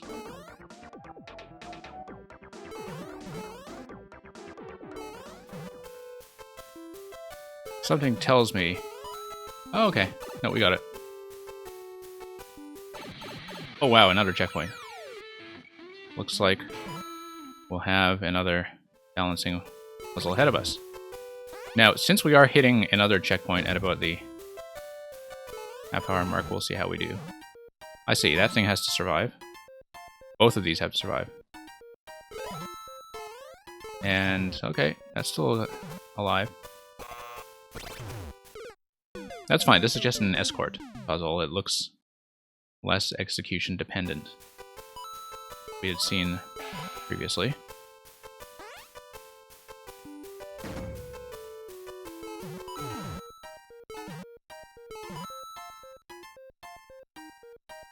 Yeah, I see how you don't need to do these in sequence. Oh, I see. I didn't... Well, let's just try to see what's ahead of us. I guess. Yeah. Right, you get on a shell, you bounce up, and then you let the fire ignite the bomb. Okay, pretty simple. We can totally finish it on this attempt. Not this attempt, but rather on this segment of the stream. I feel like we can totally do this and do this soon. But yeah, we don't actually want to hit the P-switch too soon.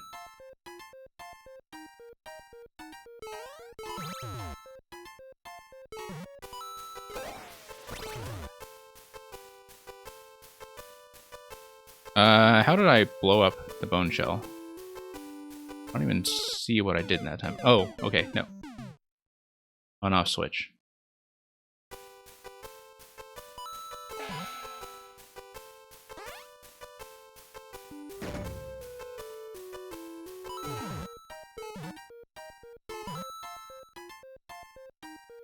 Move that guy up.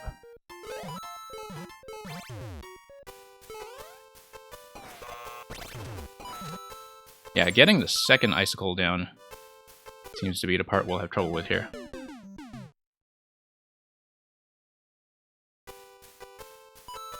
Nope. Let's reset that.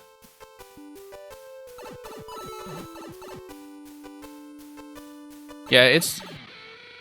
I mean, I already see how this is supposed to go. I just need to hit the switches accurately. Like, I see what the whole setup at the end is once you escort the items.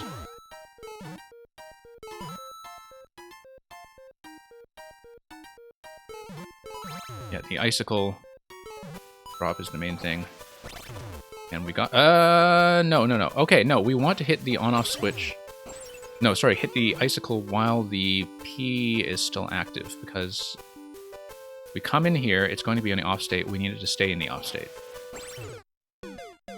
Alternatively, if the P switch is inactive, we stand underneath with the helmet. And we block the icicle with the helmet. Assuming that we still have the helmet. So the P timing should not actually matter because we have the helmet. Like that. Okay.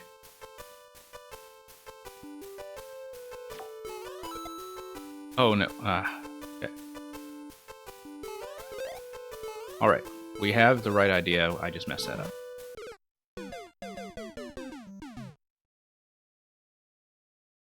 Yeah, I seem to figure out what you said about the helmet right before you said it, but yeah, I've got it. Nope, no more helmet. We just need to do it quickly while the P is active then. No. It's much easier with the helmet, so let's just do it that way.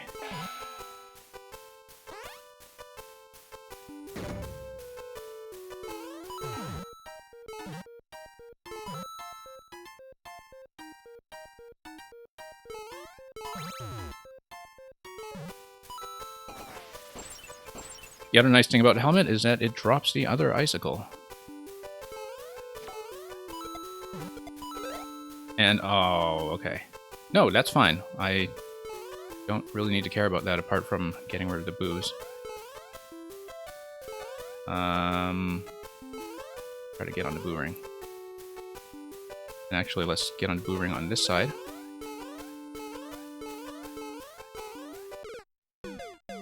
Much easier with the shell, of course. I probably should have just stood outside the ring, but... Boo buddies. And... a little hard to read sometimes in terms of how the circular pattern is going to go.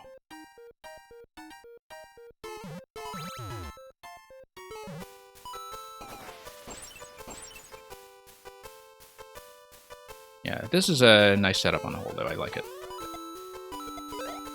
Oh, there we go again. Alright, you know what? Let's just get on the other side of this whole thing. Piranha Plant do its job. Okay, here we are. And we are through.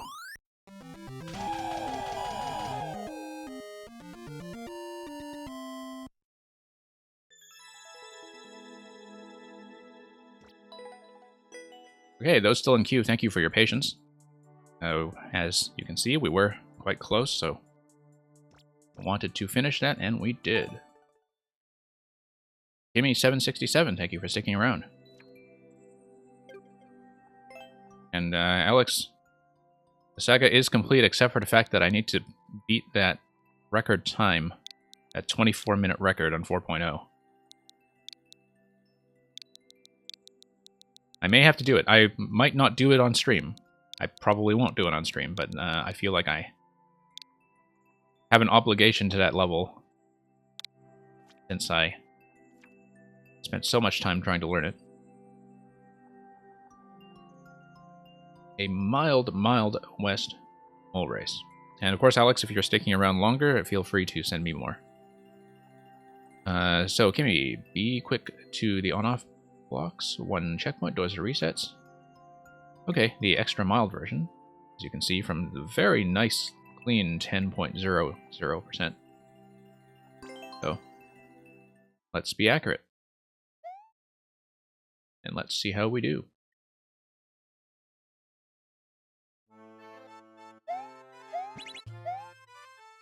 Oh, I see. Okay, so you need the blocks to be active because that's what allows the mole to burrow its way up, right? Like you need to hit the block fast enough that the mole goes all the way up. That is a neat idea. I have not seen that. At least I've not seen that in a stage that is focused on it. That's probably been the setup that I've run into before on speedruns where they go by too quickly for me to read what's going on. Ah, there's the switch. Okay, no. We understand this level. We just need to do it.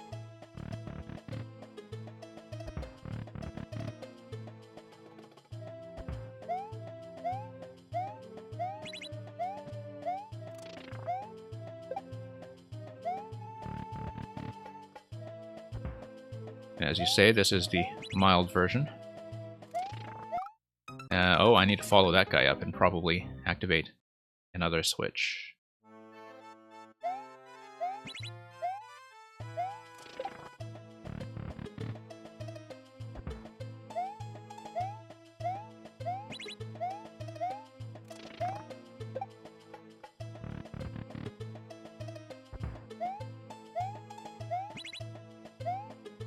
Oh, nope. Stat.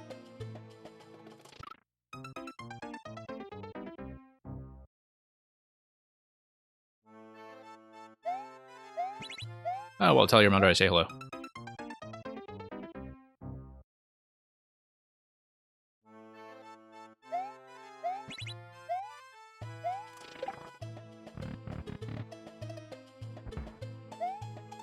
Tell your mom that her child has been sending me good levels. We messed this up. Let's reset this room. Don't need to inflate the death counter any more than we have.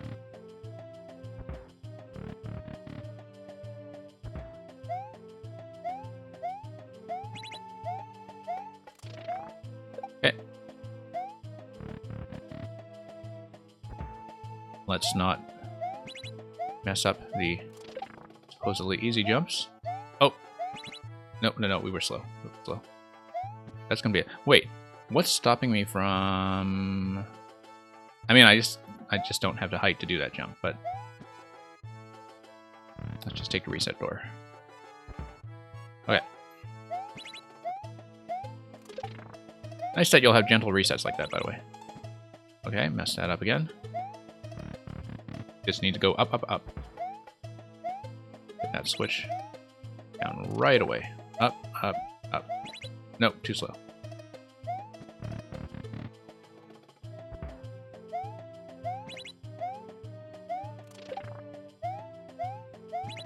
Yeah, this is a pretty unique idea. And I think the timing here is just tight enough to make sense. Slow, slow, slow. It's got to be very, very accurate.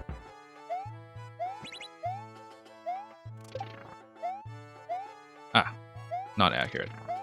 Just trying to do some shorter bounces to minimize my falling time. That did not work out well for us at all. Nope. Reset.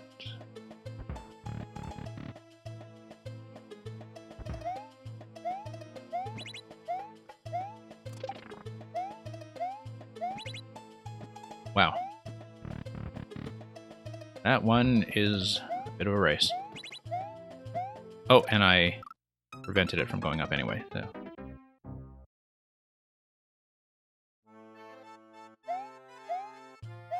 Nope. Too slow.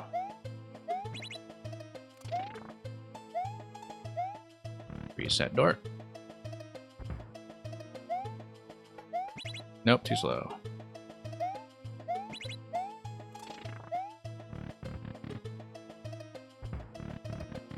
Okay.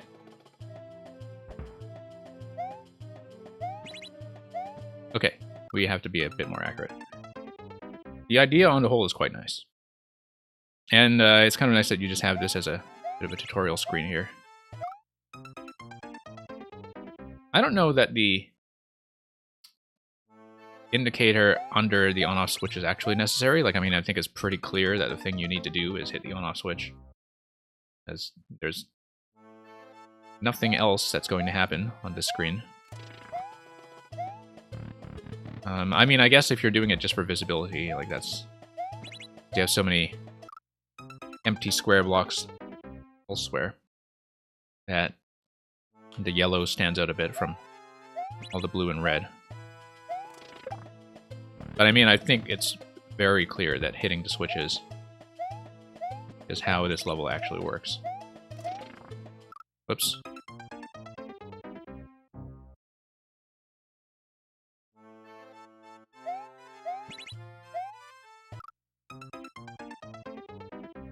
Definitely stepping on those munchers a lot on the easy mode. I do know, of course, that they are meant to keep the moles in position. And they are doing their job. So, whoops. It's that one.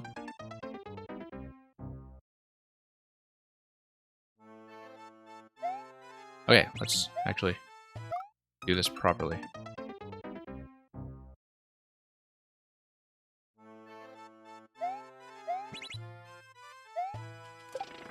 Nope. We had this down earlier. We are just kind of patiently trying to rush back to where we were. Whoops. Okay, let's actually not lose time to the easy stuff. Very satisfying when you pop them all like that and... Okay, good. Yeah, and actually I do need to be fairly quick about bouncing on it before it runs off. My god, the timing on this one, though. Definitely feels like there's something that I should be doing to get this go faster. And that my current pattern is not actually good enough. It may be that I'm just losing too much falling time on the bounce. That's what I've been trying to tighten up a bit. Since I know that I will need to do multiple successive jumps anyway. Nope.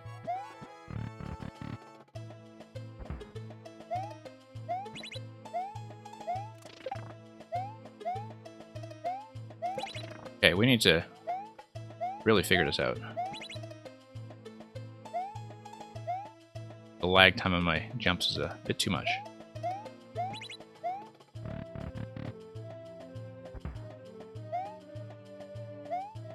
Oh, whoops. You ran out of time, or ran out of lives on a normal level.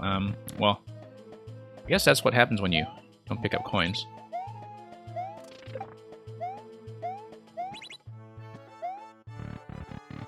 Yeah, it's been a long time since I've played Endless at all, so I tend to be pretty careless about lives, as you can see. Oh my goodness. This one here. What could I do to improve this? There we go. There we go. And that just enforces the on-off state. Assume that pipe is some kind of reset.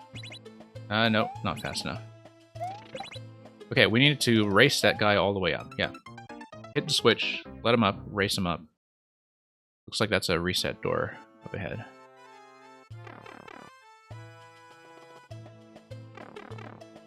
No, we did this wrong. We did this wrong, but let's see it anyway. Okay, so I need to let him up. Reset door for sure. Or is it? How would this work? Oh, I see, okay. Okay, that's actually a nice little reset setup.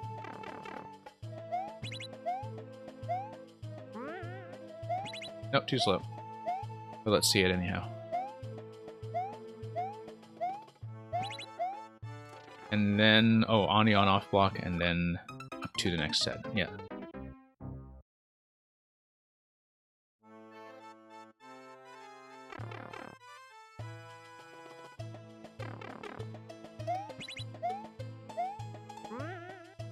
Nope, miss. We should have taken a reset door. Okay, that's fine. Back to the checkpoint anyway.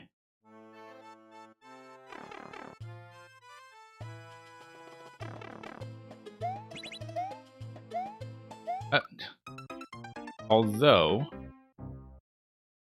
I mean, I think it's fairly well defended against any kind of cheese involving the spring, but...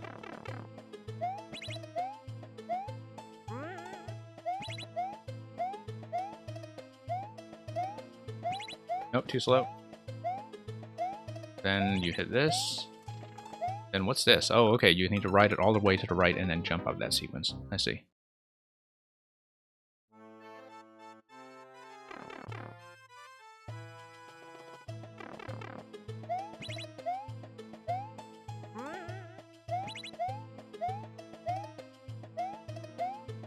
I'm way too slow.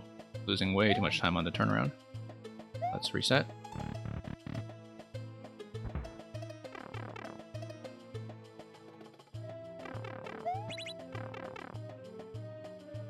Yeah, in general, a pretty nice reset setup.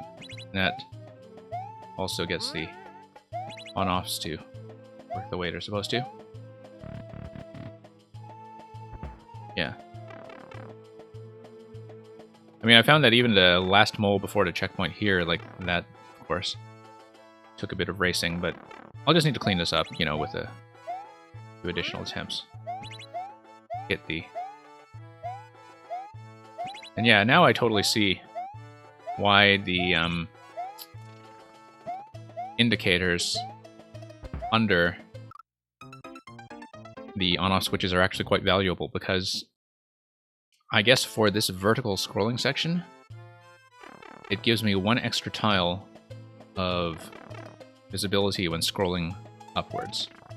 As in, you know, I'm scrolling the camera upwards and I can see where the on-off switches will be just a moment earlier, and I think that will actually wind up being quite helpful.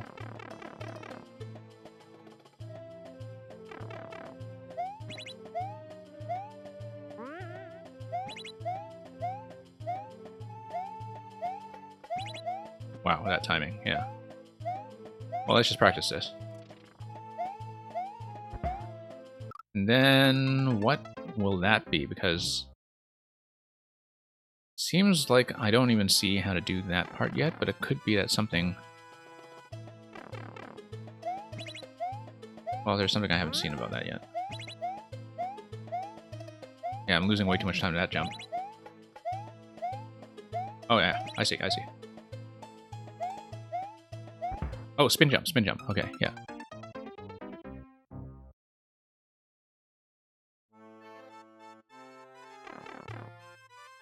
Yeah, and I guess it did say in the level description that this is the easy mode, right? So, assume that you have something even tighter. Nope, too late. Yeah, it took me a moment to read that. I guess spin jump is what I need to do with the Poke segment. Yeah, Damalama, this is a really neat concept.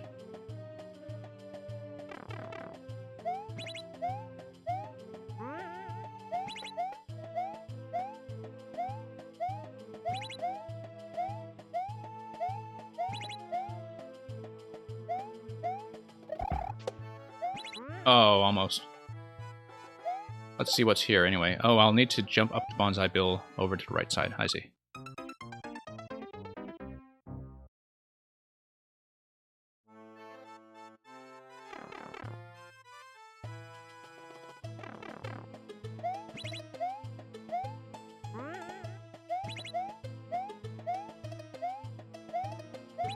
Nope, too slow. Grab a reset door, I guess. Well, let's practice this, and then grab a reset door. Okay.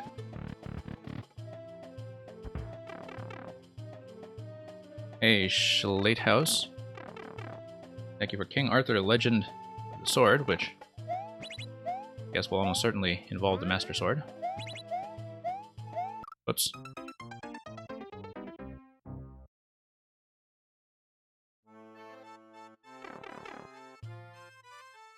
As you can see, the queue is rather short, but we are taking the opportunity to take our time on levels like this that require a little bit more work. Okay, let's just rehearse this, because I'm going to have to get it down. Bump that. Oh, okay. Oh, interesting with the Pokey drop. That's a little unexpected. That's okay. If we fail the condition, like I said, we'll just rehearse this segment and make sure we're prepared to race. Whoops.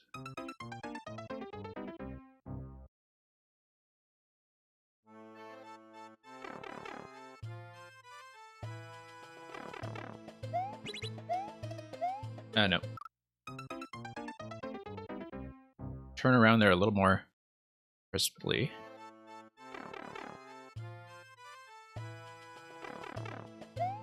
Okay. Going good so far.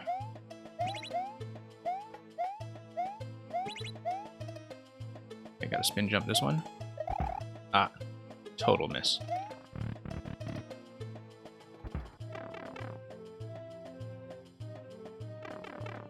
At least that time the timings were fine until I just missed that jump.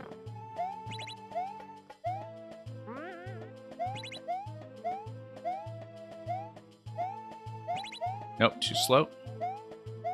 Let's just do this anyway. We're gonna have to do it.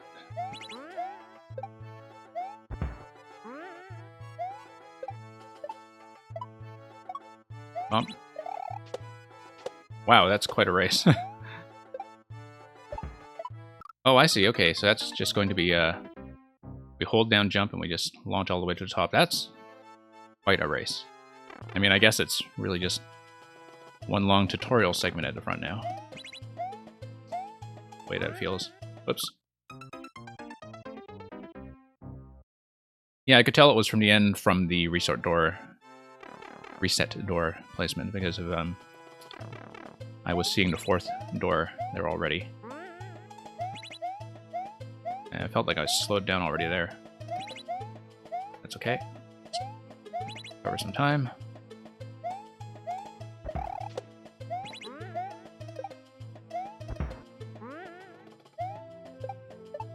Nope, just didn't hold jump properly there. Getting a little impatient and trying to tighten up the jumps just a little too much. But I mean, this is a pretty decent platforming course already by itself. Like, you know, The interesting thing about the mole is that you have this timer that is pretty much visible the whole way, in the same way that, you know, some of the vine climbing levels where you just launch a vine and try to keep it going. Like, they also have a very visible timer, right? But the mole mechanic, it's very unique, and it kind of goes at its own speed, and it gives you that interaction with the on-offs. That is very similar to, you know, levels that are about clearing blocks for the vine, but for the big Sky Garden genre. But yeah, this is very, very unique. And having seen it, I think I can do it. It'll be tight, but I think I can do it.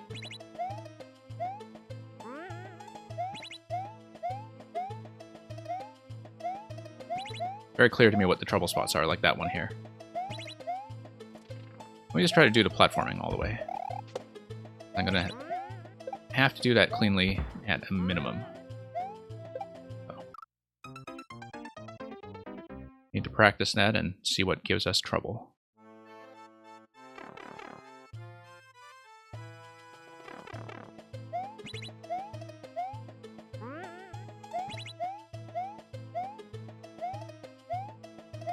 Nope, too slow. And I could see where I was losing time that time, too.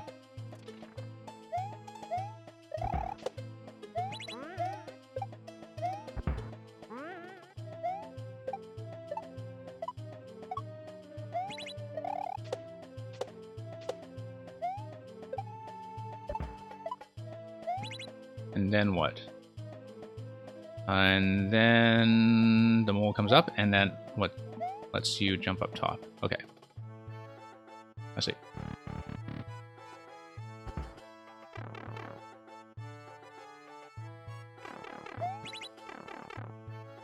Yeah. Well, even if I fail the race, I'm going to practice the platforming as much as I can, I think, because when the time comes, we want to be able to do it.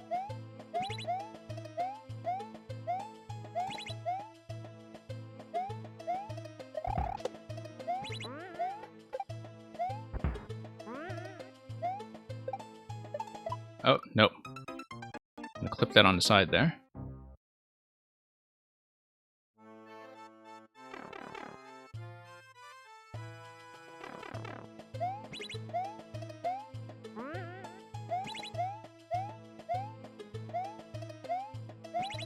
One of those where, when we do actually get it, it's going to look very, very fancy. I can just tell. Nope, and we needed to spin jump that anyway, so I was just a little late that time.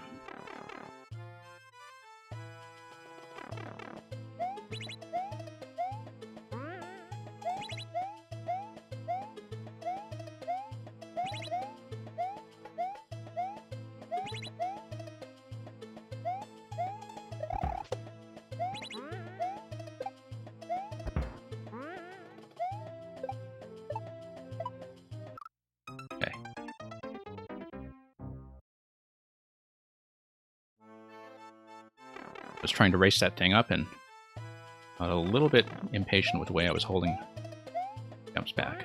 So we are actually getting these timings down a little tighter, at least. That's nice.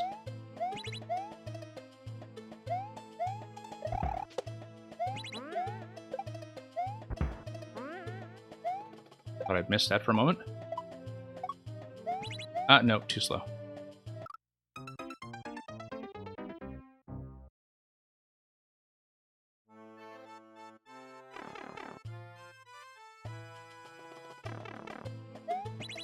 Yeah, this is a lot of fun. What? No. My wire's a little crossed on that jump.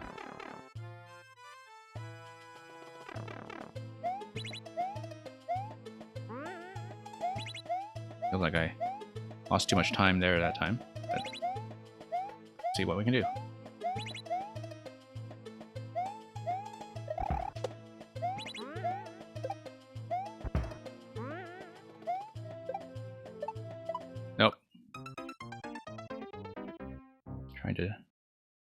tighten up that mole sequence. That definitely seems like one of the most challenging parts so far, as far as beating the timer goes.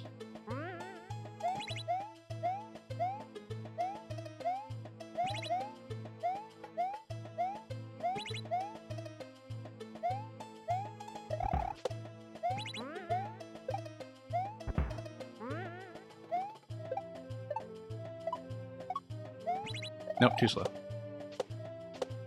Let's do this anyway. And then jump. Okay, yeah.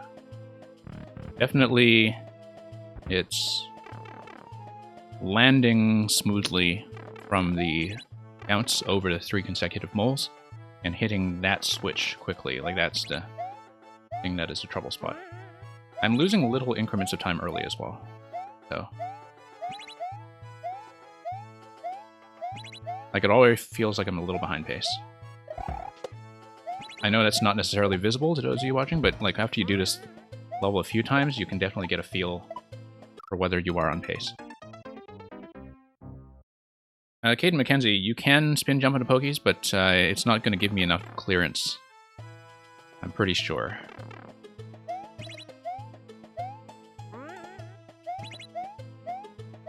Like, spin jump's not going to give me...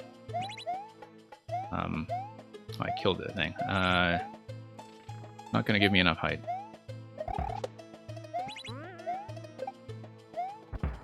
Like, I'll show you.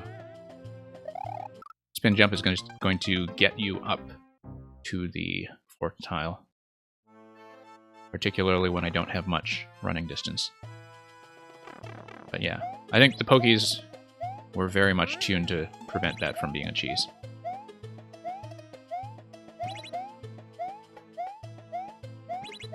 Oh, well. Okay. That was not a great way to fail.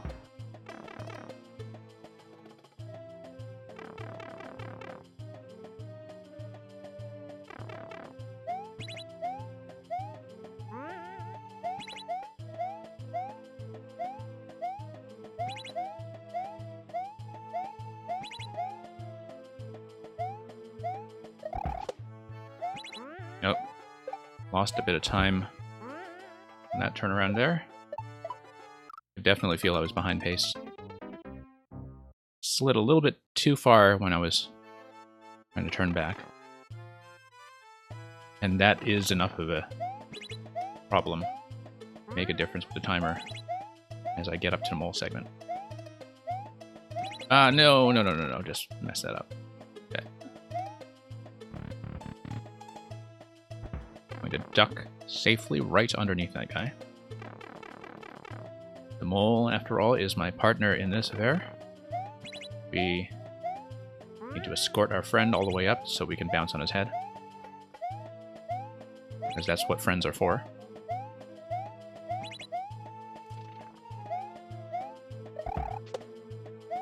We're just going to rehearse this anyway. Yeah.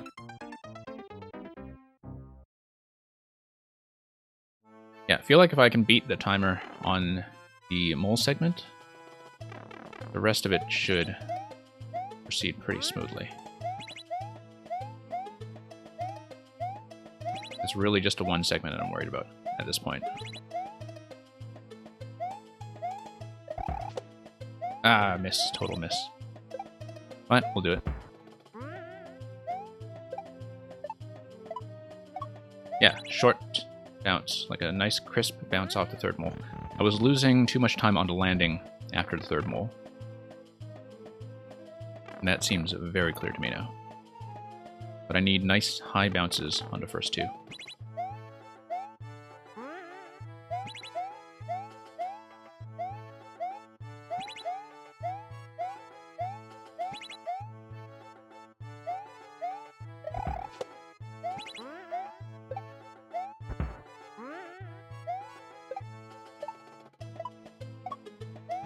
Nope, too slow. Let's do this anyway. Okay. I don't know how tight I'll be on time on that last segment, but it seems like I'm doing it pretty crisply as it is. Like, there's not much room for me to optimize that from what I'm seeing. So it's really just that mole segment with the nice quick bounce off the third one.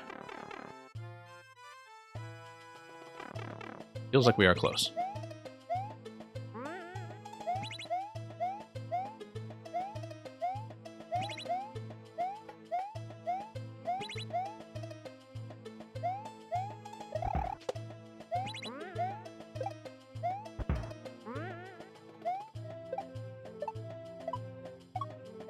Nope, too slow.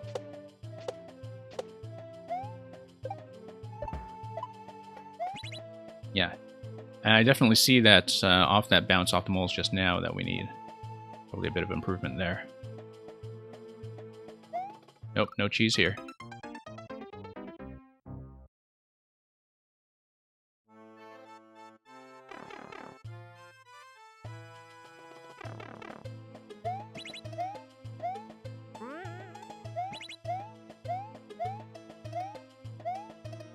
Nope, too slow.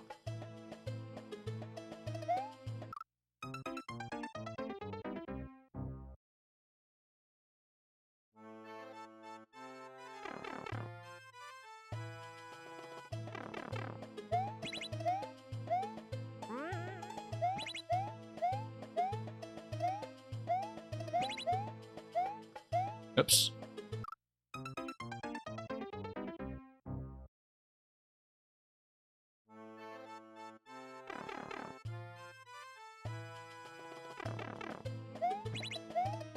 Yeah, I mean, it's very clear to me what I need to work on to make this work, so...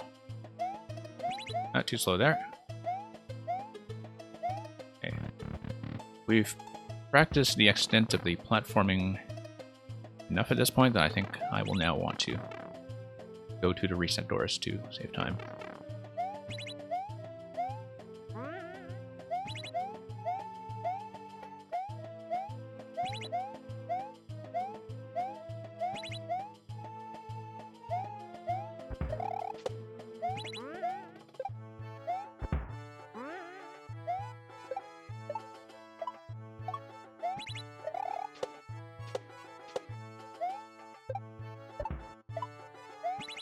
Almost. Almost, just a few little things to fix. I should maybe figure out the ideal jump heights on the final seesaw bounce. Because maybe I'm losing time to the bounce height. But I haven't thought about that seesaw interaction enough to really plan a strategy. So you know what? Yeah, I'm going to go up and try to see that again just to see if there's a better way to do it. I'll know I want a relatively short bounce off the first guy. But then after the seesaw, I don't know if I want to maintain full height. Maybe I do. Okay, that was actually coming in a bit low, so we'll have to figure it out as we go.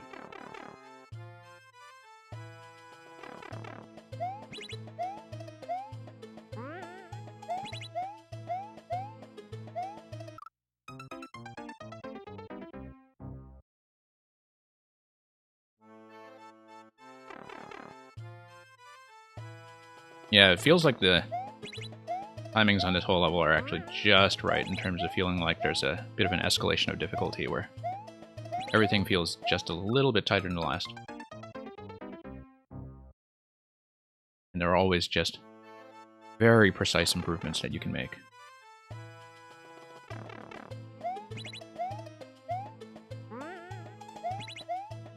And then at the same time, you know, that platforming is not really out to kill you. Like, there to keep you precise, but very generous about actually letting me retry things and, you know, work out little optimizations safely.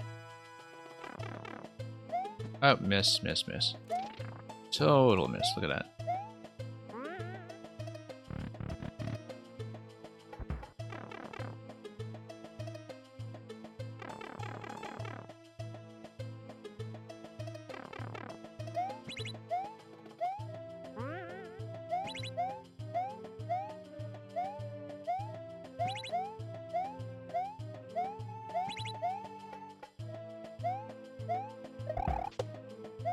Nope, too slow.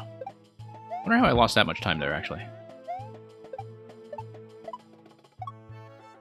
Okay.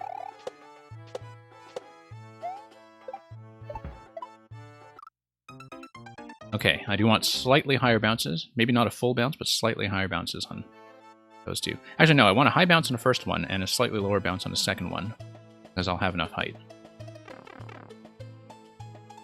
I just needed to see that once to plan that out.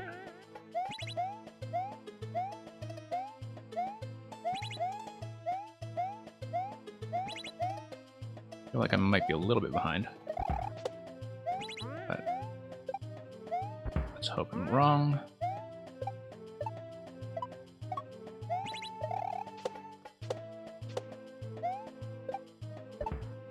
Nope. Could have made it that time too. Very well have made it.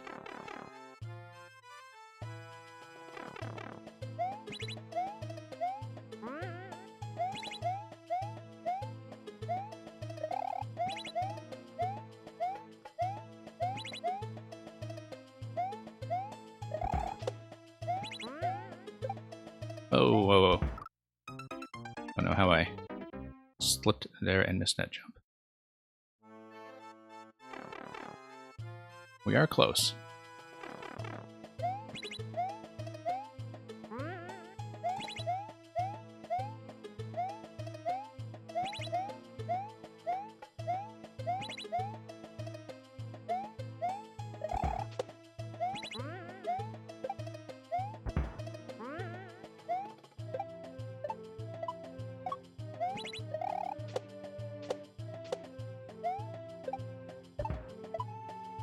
Nope, too slow. I feel like there's definitely some kind of optimization I can make with my jump heights at the end that I'm not figuring out just yet.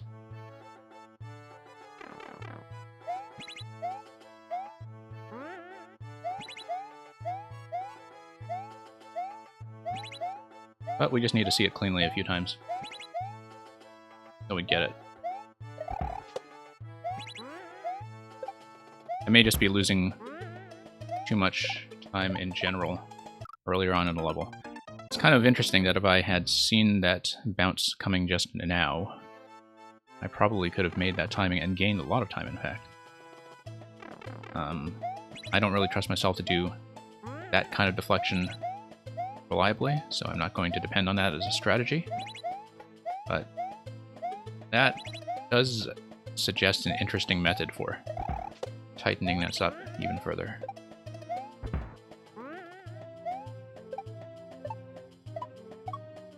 Nope, too slow. I tell I was too slow coming in. Yeah, no, I actually do need full bounces. Okay.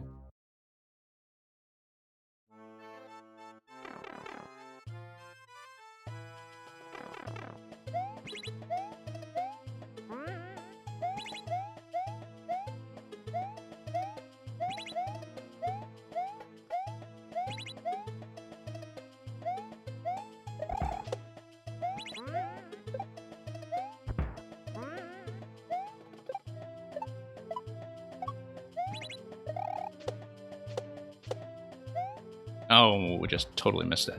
Felt like my timing was fine that time, too.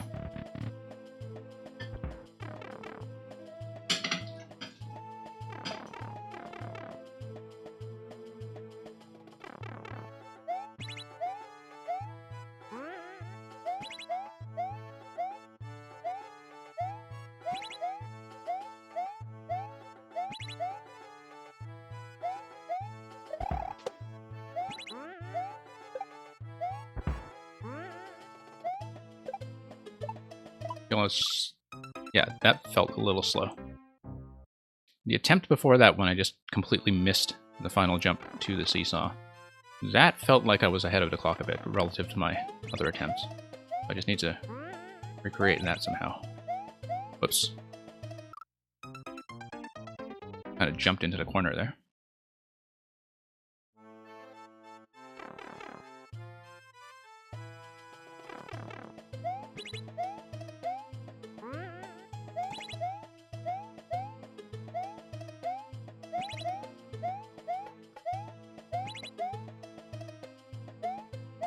No. Miss.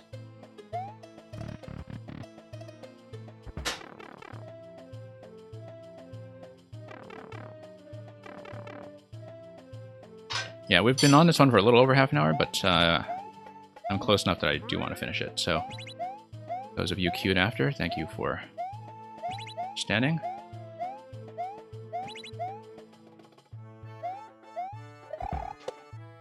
That's precisely why I don't enforce hard time limits on people's levels. Because sometimes you just kind of need to make a judgment about whether close enough. Did I just... Oh, I didn't even make the last one before that, okay. That's okay, just needed to practice that.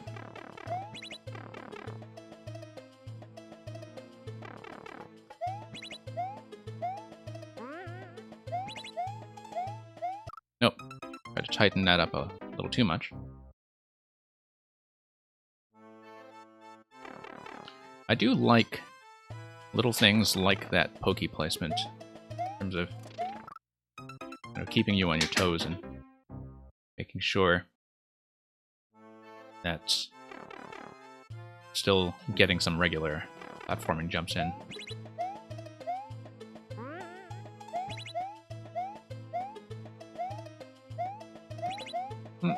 Too slow.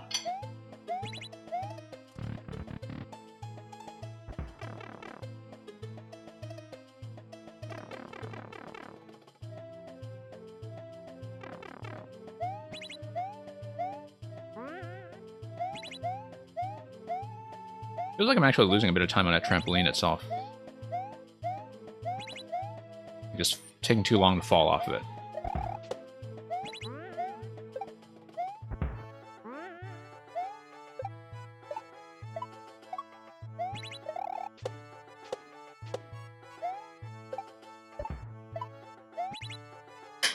Hey, let's... no, oh, you know what? I was thinking, okay, let's be careful. Let's not run our face into that thing. Totally forgot that it had room to just run off without lending me any aid. Because I was trying to calculate in my head there, okay, do we have enough height off a bounce off the ground position? Or do I actually need to get it when it's jumping? And then while I was deciding that, it just decided to make the decision for me.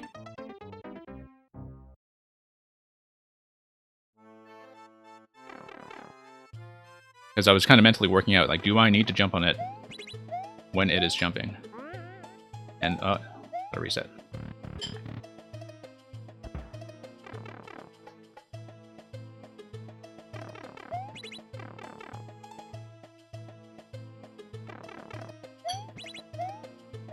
That happens sometimes where I do something successfully, and the first attempt tends to be a little blown because I'm shocked that I actually got there. Yeah, the timing, I could definitely see that I was going to beat the timer that time just from how the earlier segments were feeling. Like, you really get a sense as you replay this whether you're ahead or behind. In fact, that's something I like a lot about this level, is that you can feel whether your adjustments are paying off.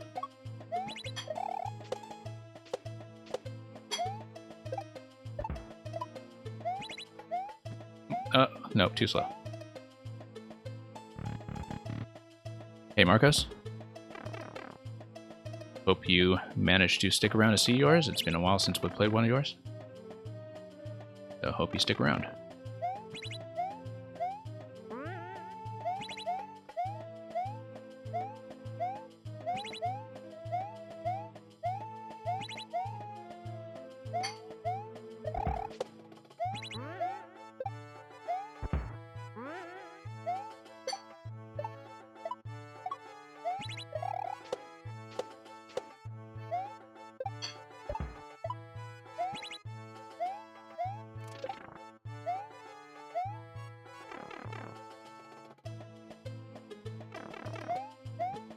We're not exactly getting world record time anyway, so At this point, the objective is to not die to the Pokey.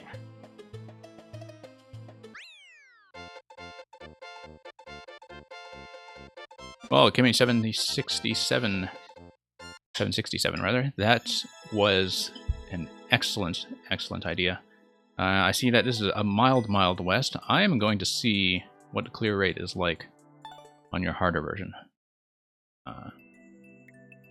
Because that might be something that, even if I don't have time to do it in a viewer level... Oh, I guess this is just an earlier version. The mild west and a mild west, which is only down to 4%. I guess the difference is mainly in the reset doors. I just added more doors. But then the thing is, you know, the difference is, like, basically, do you need to repeat that and die, or repeat that and not die, right? So,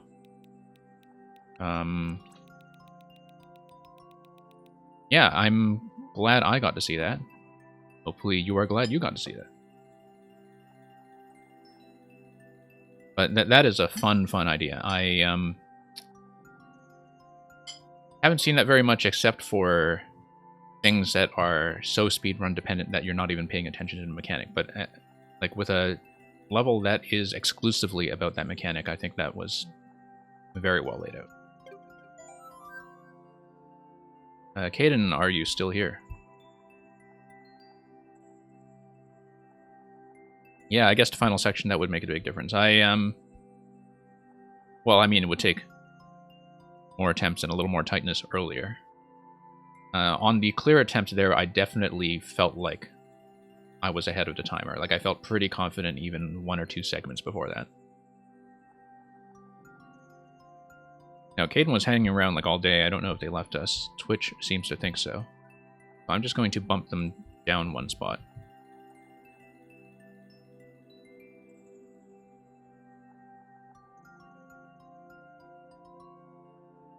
Schlatehouse, are you still here?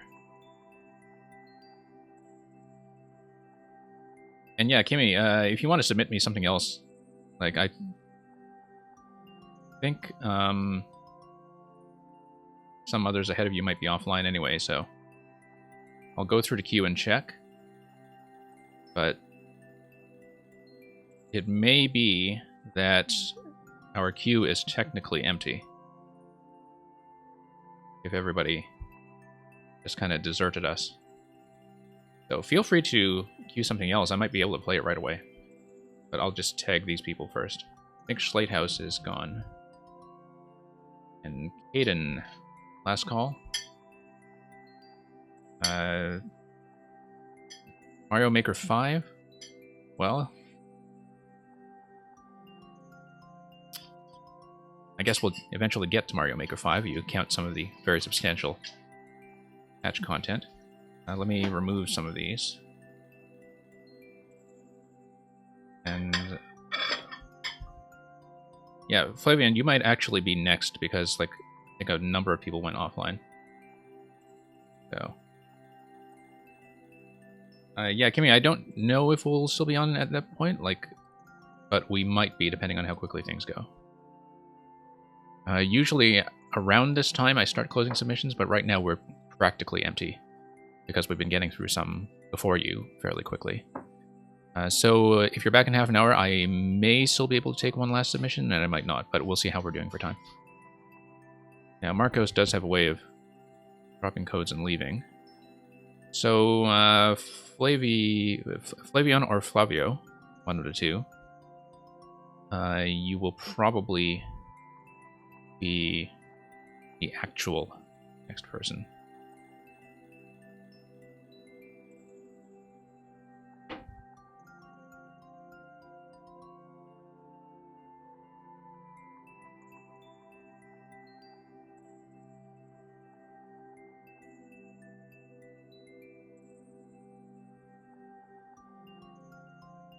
So yeah, let's just clear some of those out and get to yours. QPP, KLN, GQF, and we'll see what the clear rate on it is.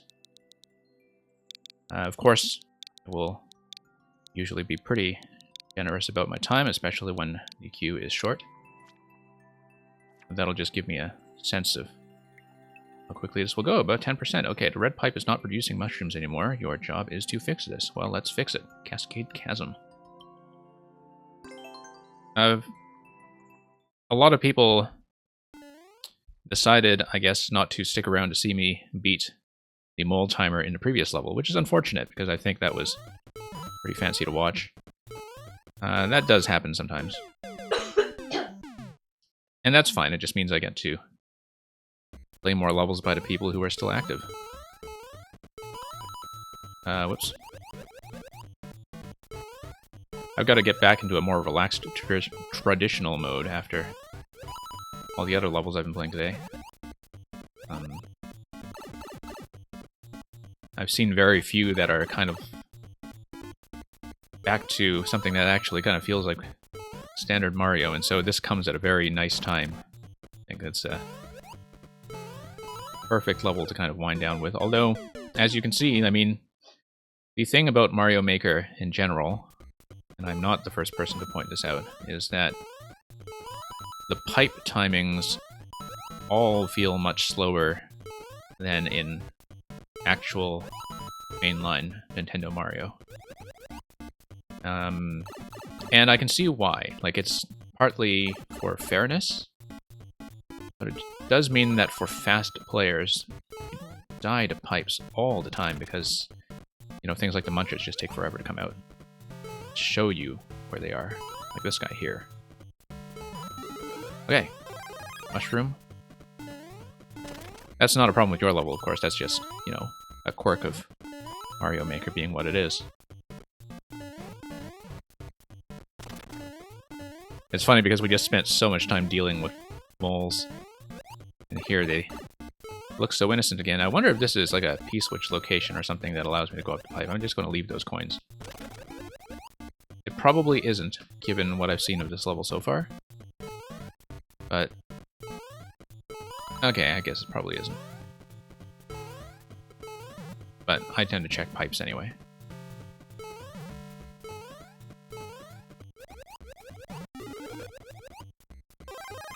Yeah, nice to have a bit of a relaxed little Mario adventure again.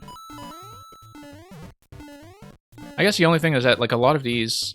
I mean, you know, this is a pretty nice feeling level, and it's very clear to read. I would say that a lot of the obstacles do kind of feel the same after I'm this far in the level. That, like, it feels like they need a little bit of variety to spice them up. Like, if you're going to build all the way this far, that you want to develop the concept and kind of gradually escalate it a bit. But it's nice. I like this underwater part now where it's flooded and you kind of have to Flappy Bird your way through it. And that makes a nice change, that you kind of see this concept without water and then you see it with water. That's kind of a nice match. I prefer bagels. Yeah, you got your code down finally? Yep, good. Don't know what the issue of the code was earlier. Now, and the Casio, welcome as well. It's nice to see some additional submissions at this hour because we had a queue that was pretty much emptied out. We'll probably close up after you two, but we'll see how we're doing and we'll see how the clear rates are looking. I will, of course, play all of the submissions that are already in the queue from people who are remaining on the stream. And sometimes afterwards we might have time for some additional ones even after I close up, depending on how quickly things go. Every now and then, that is not what happens. Every now and then, like, we think we're at the end of the day and we're about to kick back and play our last little thing as an epilogue, and then somebody sends me like an hour-long trollathon, which does throw things off a little bit, but I'm not really in a rush today, so.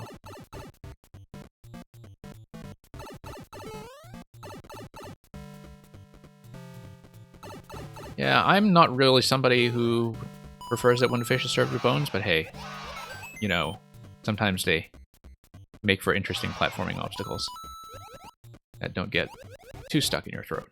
So, thank you for those endless mode 1-ups at the end. That would be very helpful.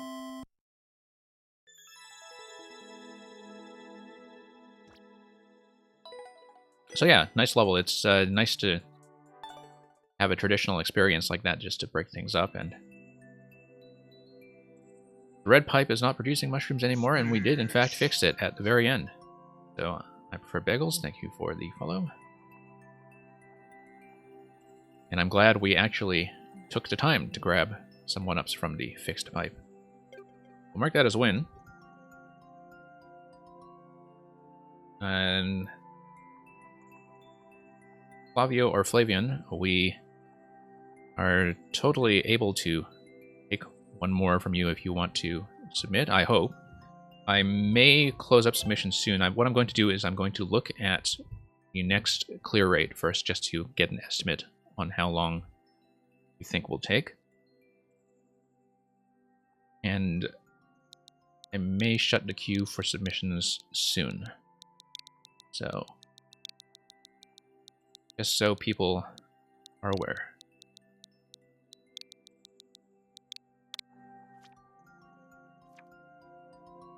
Okay, Haunted House Escape. About 3%. Yeah, we can do that in a pretty reasonable amount of time. So I'm going to say that this is going to be a last call at this point. I'm going to run a few attempts on this and submit what remaining codes you want in the meantime. I'm going to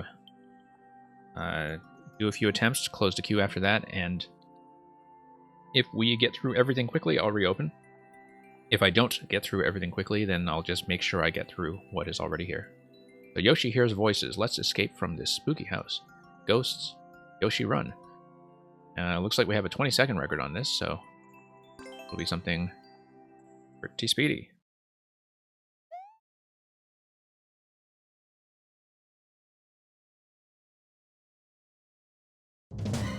Reach the goal while riding Yoshi. At least the time is not very strictly enforced. Oh, okay, I see. I needed to bounce on top of that boo. I'm kind of relieved after seeing that, what is it? Oh no, I'm still in dry bone shell mode and thinking I could hit that guy. I'm kind of relieved at least that the timer is not too strict. I see. Need to follow the indicators and not bump my head on the ice.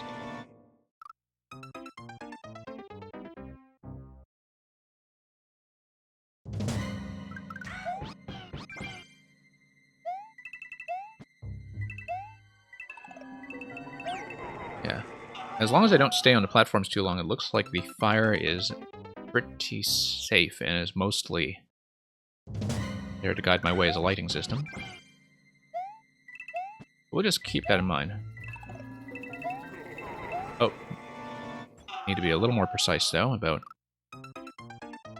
seeing the low ceiling. I mean, it's nice that you have visibility of the icicles, I guess, but the coin blocks were definitely throwing me off a little bit. I should have read the track indicators to begin with, but when there are a lot of things on the screen... Oh, I guess I should have eaten him. Yeah, the track indicators do tell me when I'm supposed to fall rather than jump. In a sense, I think I'd need to trust that a little more than I've been doing. I've not succeeded in the condition. I just wanted to peek ahead of it.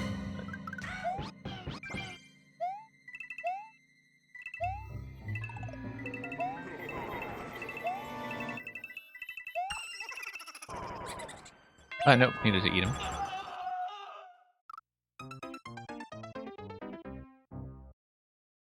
Yeah, because it's a dark level that requires you to go fast. And at the same time, the visibility, surprisingly, is good enough for that concept. Like, it seems like a concept that would be difficult to execute well, simply because levels that require you to go fast really demand a lot of visibility, right? Like, you really do need to see where you're going. And so it's kind of neat that this concept here is working as well as it does.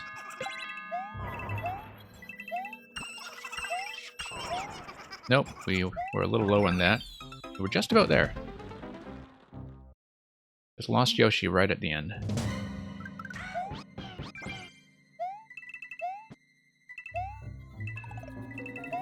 And like the fact that, you know, in a dark level, that on my first attempt, that whole segment, I could immediately see what to do with a shell, which is not that. Actually tells you that the visibility is way better than it looks. Like, the fact that you can, in fact, do that obstacle blind does mean that it's well indicated. In terms of...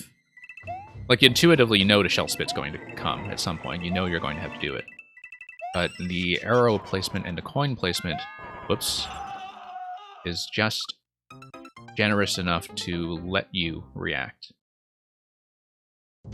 I think the risk that you can run into with a lot of indications that is dependent on coins and tracks like this is simply that sometimes there's a lot of information on the screen. But yeah, you see, like the fact that I can see this is just great. I did lose Yoshi there because I came in a little bit low, but that's fine. Yeah, you got your little 3 1-ups for Endless right at the end as well.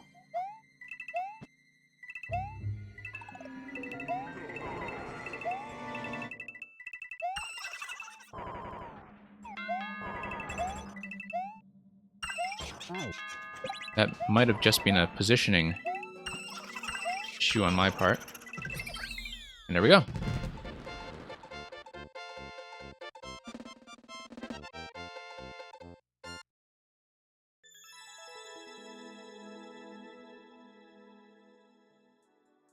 Okay, a little behind the record by about a frame.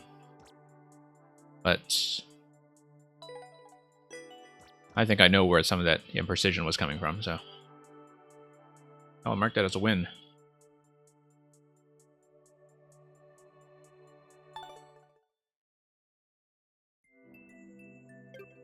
Okay. I prefer bagels. I believe you were next. Let's see what else you prefer.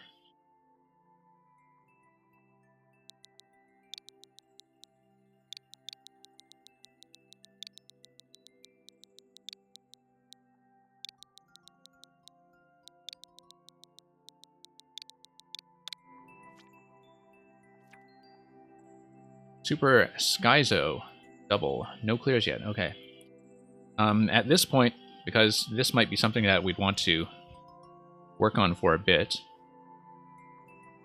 because the title and the preview screen already suggests that to me, I am going to close off the queue. So, last call. Anybody, of course, who has already been cleared, you're welcome to submit one more. Anybody who has, at this point, a first thing to show me, you can submit as well. I'm just going to put in a few attempts and I will be closing. For sure. I said that last level as well, but the last level went by really quickly, so I thought, okay, let's see the clear rate on the next one and how difficult it is.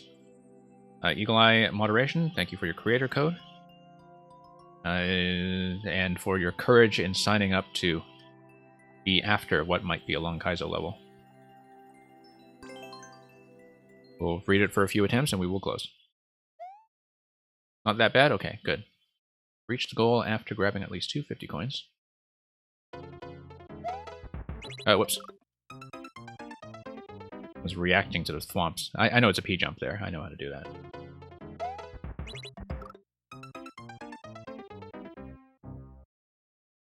I mean, I'm not that bad at just jumping off a P-switch. I guess it'll be a slide to get through the bonsais.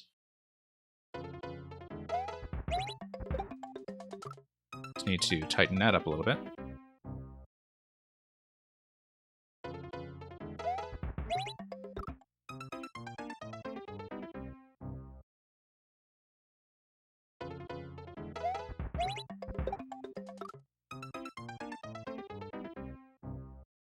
Yeah, once we have a kind of reliable pattern, I actually don't think this is that bad at all. We just need to fall a little more accurately. Nope. Massive dead bonsai animation was obstructing my view a little bit. Didn't see what was going on. The muncher at the bottom. I mean, it was on the screen and visible. I just was reacting to that poorly.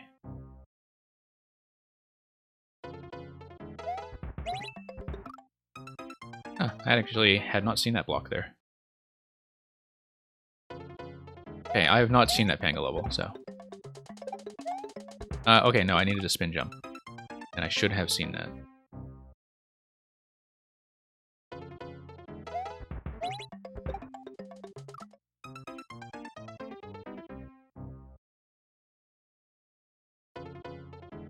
No, I do check in on Panga's stream from time to time, but I've not really seen any of his Mario Maker 2 creations. Partly because most of what he does is way outside my range. Now, what should I be falling on from the Spiny? I don't think I see.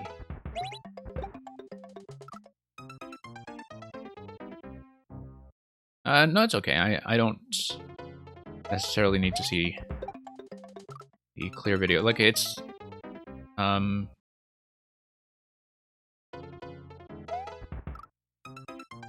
don't mind trying to figure things out and seeing what the timing should be, unless it's something that's really something I'm unlikely to see myself. I see that something should be activated with the side thwomp. I wonder if I can just let the Spiny float to the right and double bounce on it or something.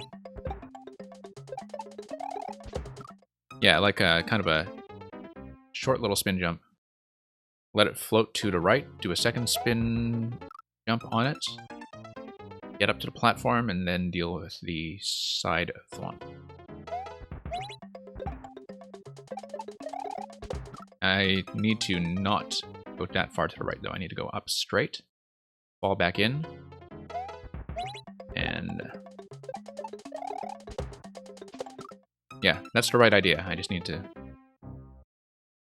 get the float to a little more accurate.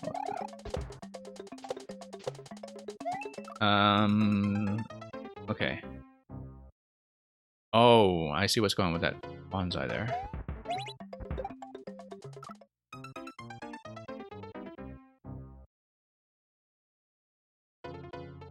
Now, we are, as promised, going to close up the queue after the next attempt. Just one more. So, last call. For real this time. Okay. As I can tell, this one may take me a while. I don't expect to clear it, really, but I want to get as far as I can, so I'll work on it for a bit. Just give me a moment while I change my stream information to reflect that we are closed.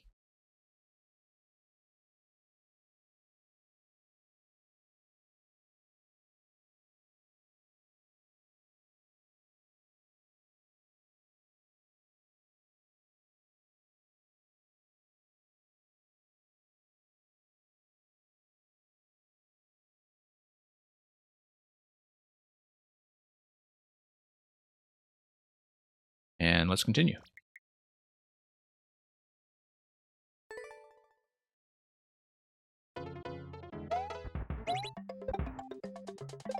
Whoops.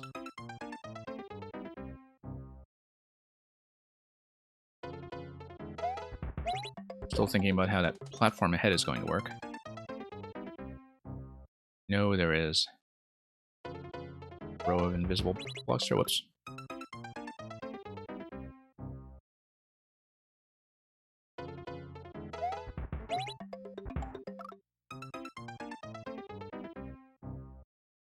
Probably overcompensating to dodge the Kaizo block that we know is there. Whoops. A little bit high.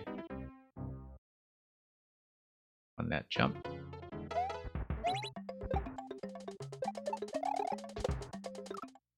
Yeah. Okay, I know, I see. Just drop the platform and then get onto Bonsai. Probably just afford to ignore that swamp, in fact. Kind of there to scare me.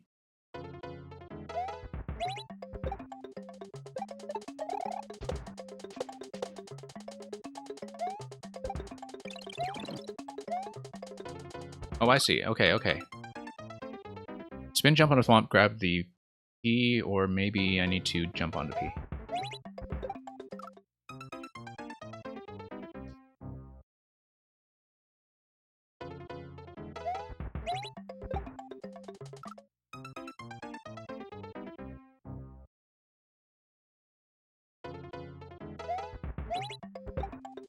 Yeah, the obstacles themselves are not that bad at all. I just need to execute easy stuff consistently.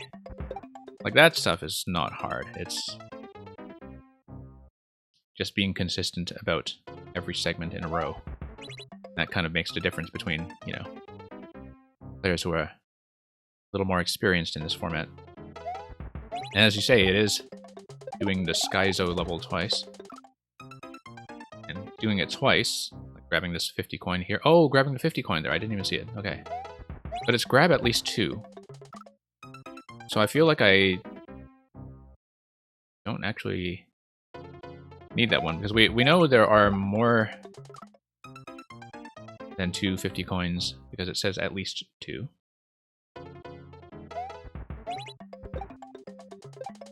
So I don't feel like we need that one. I don't think we can do it anyway. Unless we hit the block, get up on the block, stir our way around. You see, you can't get up there anyway, so that's just a trick.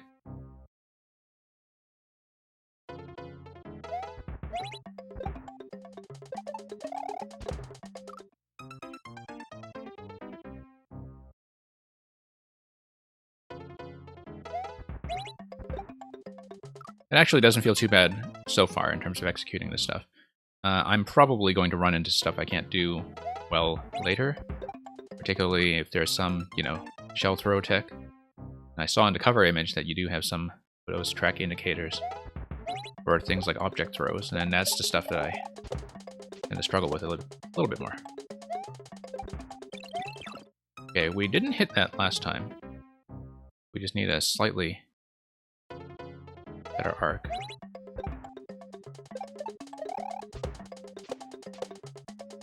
I feel like I can afford to do that third bounce off the spiny. I also feel like I can afford to wait and go under that cannonball, which was how we were doing things before.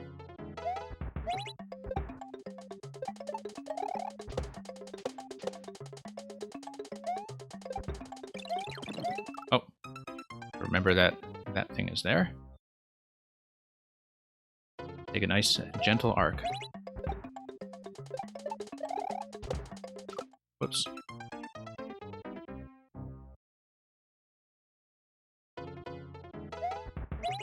Yeah, you know, I actually didn't even notice that coin the first few attempts, though.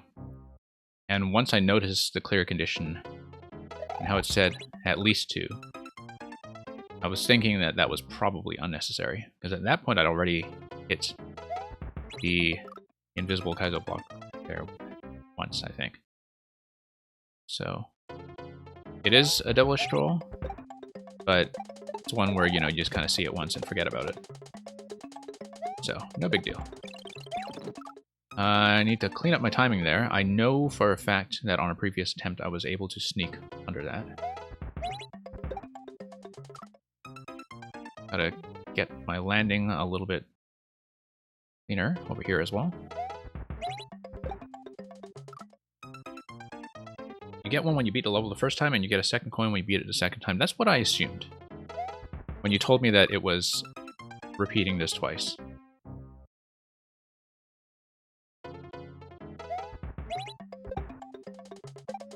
I should actually look for Pango's level and just beat it once whether I do well on yours or not.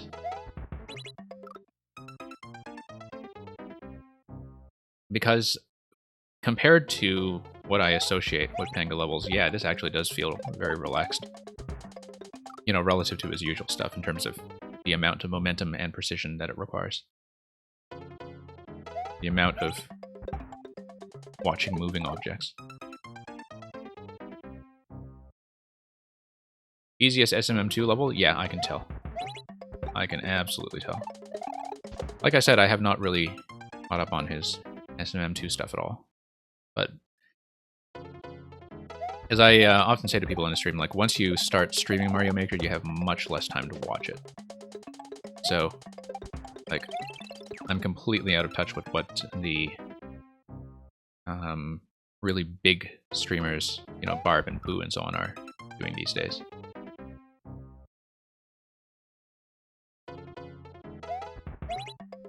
Although I do see Panga sometimes when the Ninja speedrun levels are up, because, I mean, I like finding my own path for those, but once I'm kind of satisfied with my own record, he's usually around the top 5 or so in Ninjas, and so I check in to see how he's doing.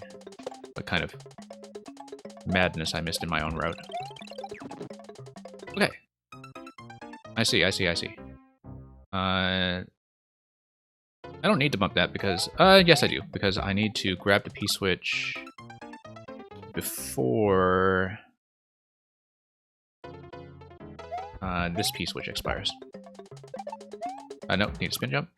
Now, I don't remember how spin jumping into an item grab works in SMM2, because I know that's one of the things mechanically that they changed between the two games. I actually just don't remember it. Yeah, I suppose I have to just hit that box, get on that cannonball right away, bump the P, get off that platform before the first P-switch expires.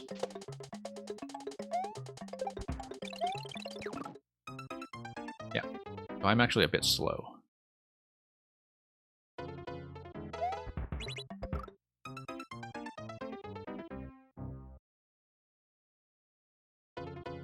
Well, we'll do as much of it as we can. I feel like it's worth figuring out.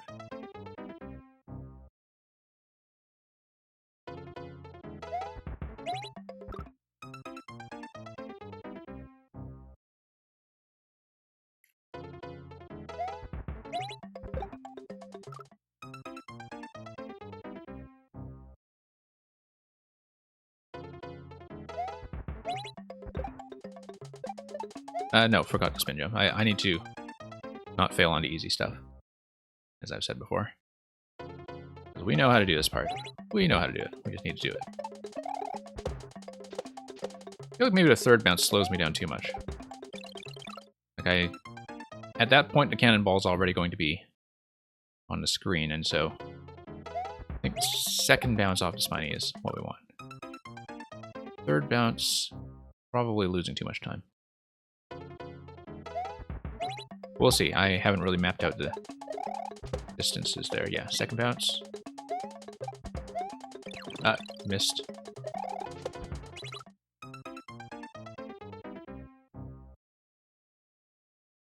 Yeah, I need to hold the P-switch and then do a spin jump. Yeah, 2 bounces on the spiny. Yeah. You'll see that that was what the trouble spot was, so... Given that P-switch timing is in fact the issue here. Now the timing here feels much better, except I was slow that time. I think I was bouncing too high off the spiny on the first bounce anyway. Nope. Now too low.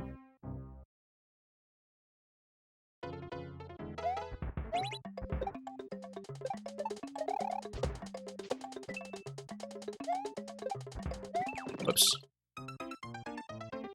Should have remembered that guy there.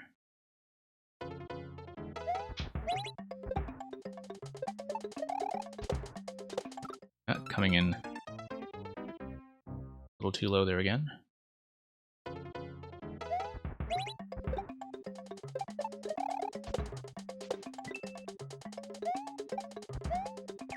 missed. Yeah, drop the P-switch, grab the P-switch, spin jump on the thwomp before the expiry. And that's how to do that part. And of course, the challenge will be do it twice in a row. Whoops. That's not how that was supposed to go.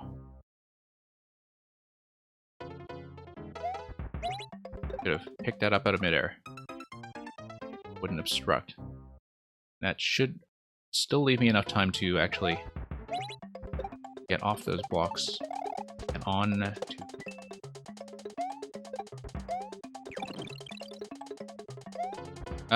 no. That... Oh, do I need a spin jump into the catch? Or do I just need to...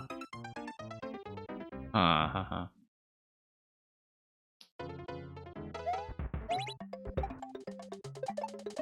don't think I remember the interaction there. Oh, that's too slow.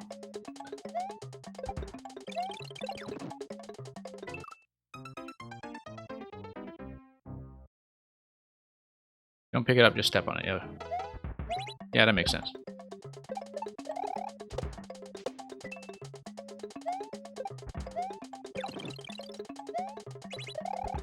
Oh, whoops. Now it's too high there.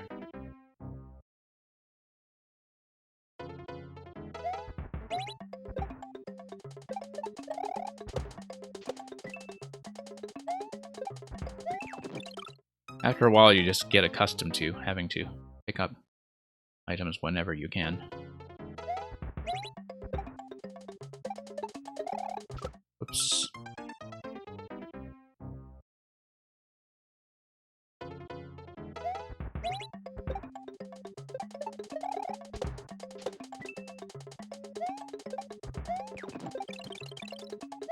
No.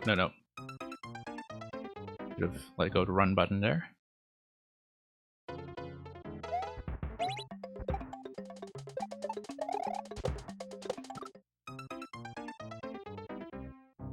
Well, let's see if we can at least do the first half. I don't know if I can do it consistently enough to do it twice in a row, even if we manage it, but let's see as much of it as we can.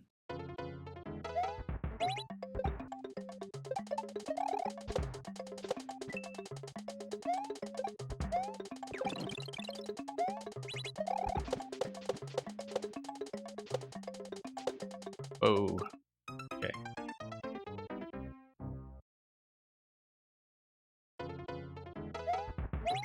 I have my doubts that the P-switch is going to last long enough for that whole block segment that's coming ahead. Nope, too slow.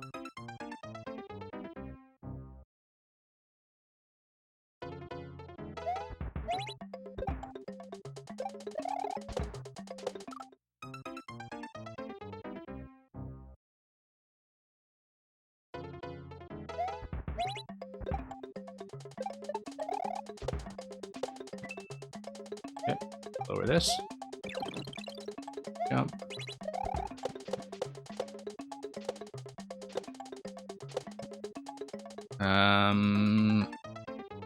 Okay. Hit that block. And just thinking about how this is going to work. Like whether I should get off that swamp fairly early, run ahead, hit that block. Where the square indicator is. Well, we'll see. Just gotta see it.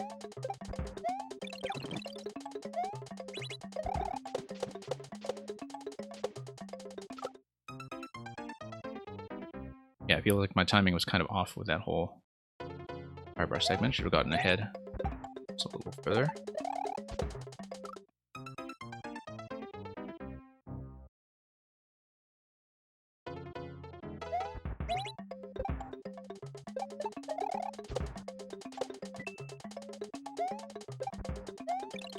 Oops.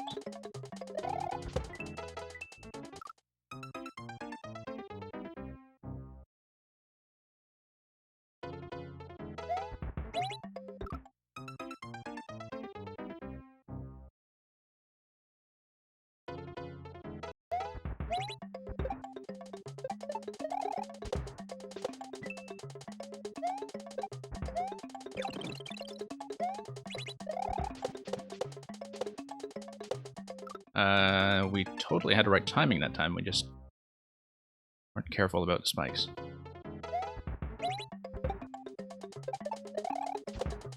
No. That's gonna... Possible timing issue, or maybe not.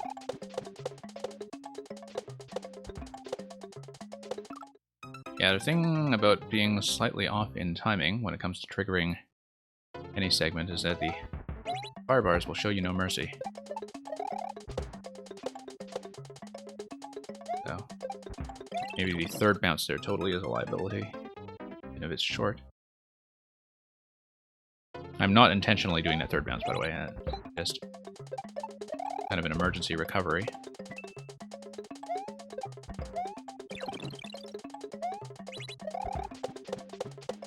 Nope.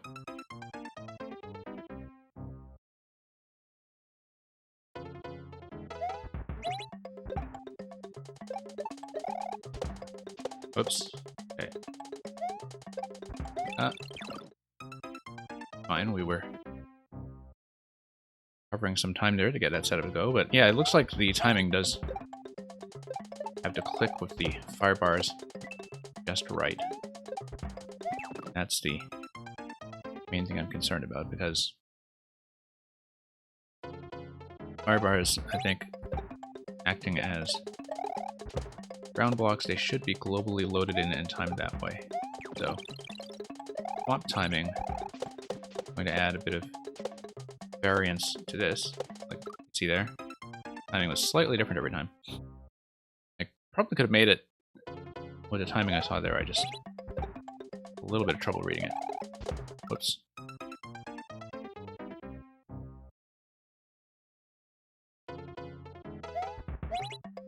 Yeah.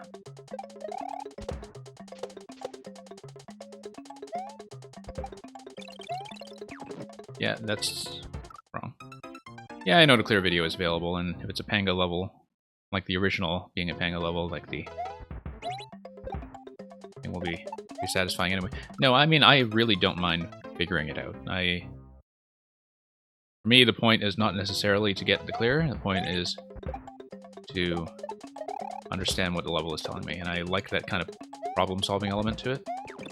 So, unless something is really unintuitive, then I feel like I have to look it up. But I feel like I can actually learn this as I go. Like, it might take some time, but I don't mind that. But anyway, thank you for advising me of that anyway. Might be something I want to look up afterwards, but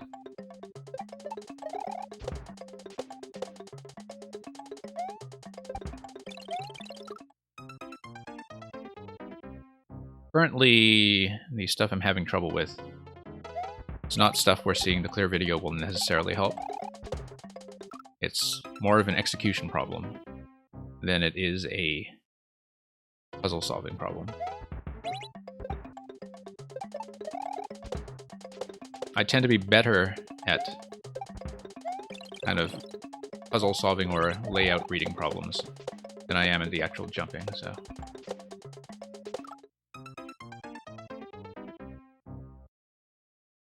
That segment can definitely be cleaned up.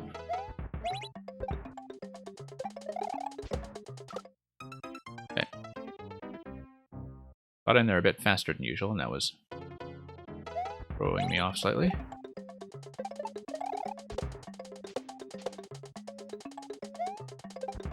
Whoops.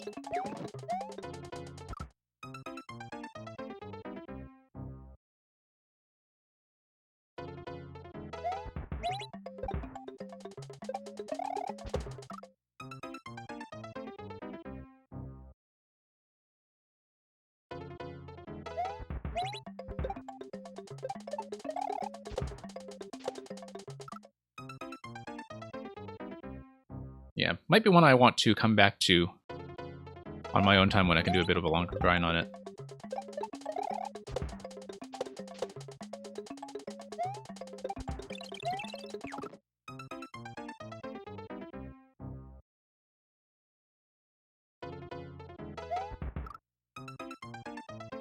I can spend a bit longer though, because I don't know if the person who was queued in after you bothered to stay anyhow.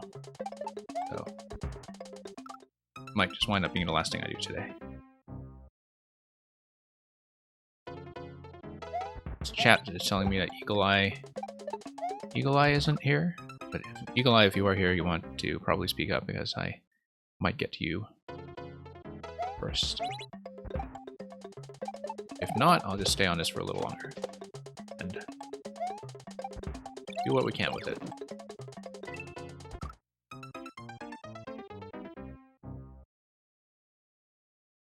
I am a little past my usual streaming time anyway at this point, but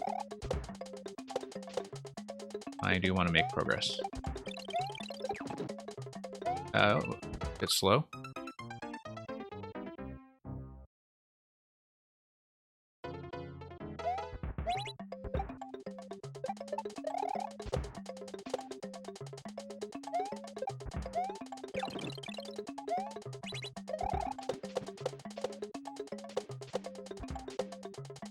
I felt like I totally could have made that one.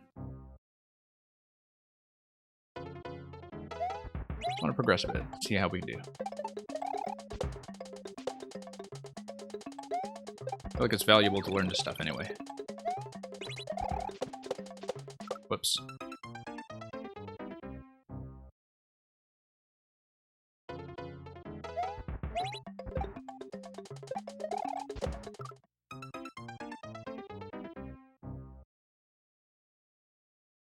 Oh, thank you.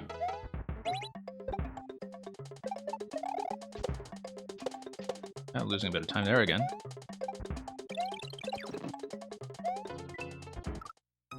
Yeah, it really does need to be 2 bounces just for the P-switch timing, but I knew that already.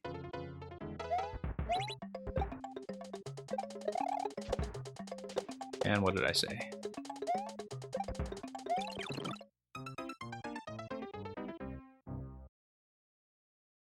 Sometimes it just needs a little bit of positional adjustment. That's...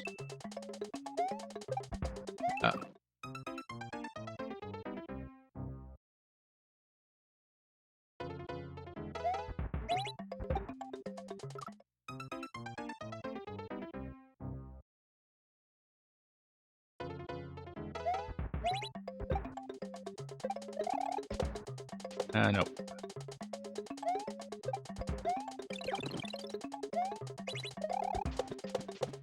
Nope. I had one head bump too many, and I was not compensating for that properly.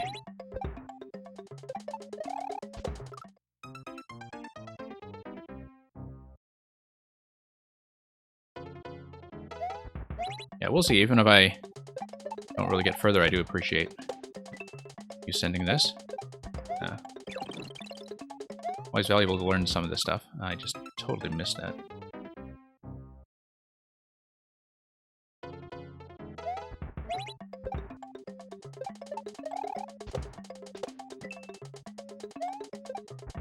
Oops.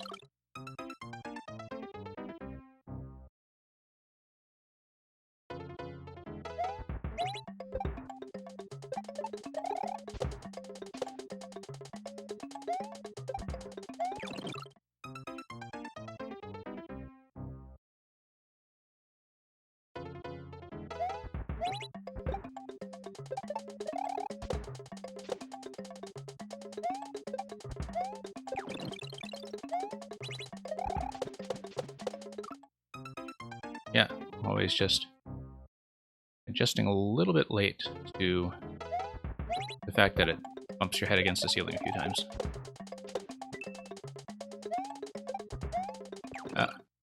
Total miss.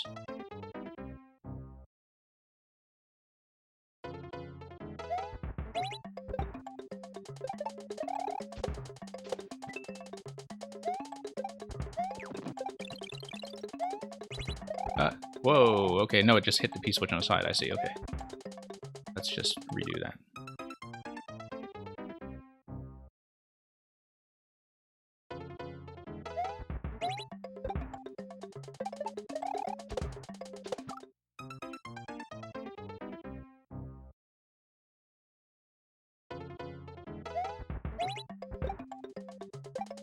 Well, I'll try to at least get past the obstacle that I'm having trouble with at the limit of our progression, which is this. Oh, I see. Interesting. And that's going to be some kind of throw. Like you hit the switch, gotta be grabbing something at that point. Oh no, you gotta clear it away with your thumb, right? So you actually don't want to hit the...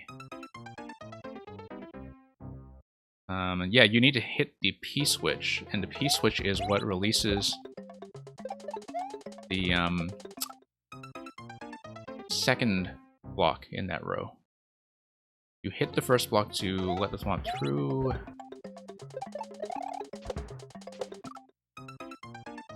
If the idea is to clear a path for the thwomp, that's something I'll have to look at, but I've got to see it and think about it.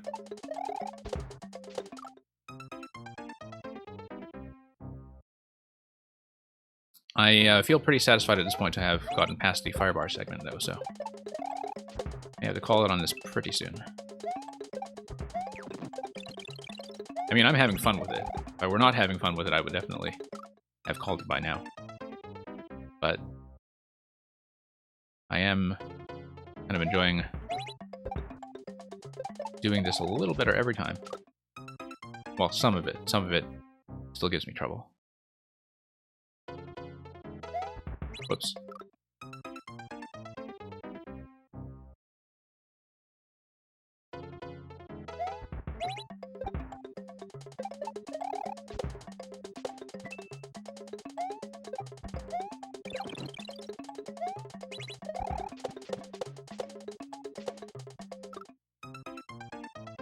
A little indecisive.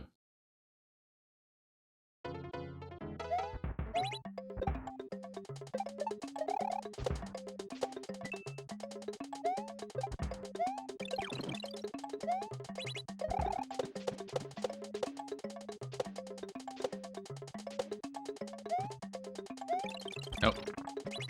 Yeah, I needed to hit the P-switch.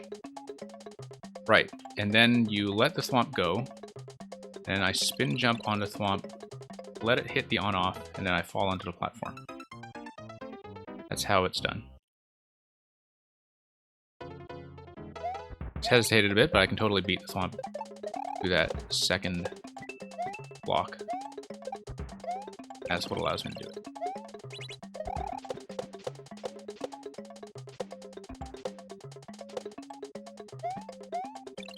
Too slow. Maybe I shouldn't be hitting that at all because I just need to run up to the P-switch and knock out both blocks. It's kind of a bit of bait.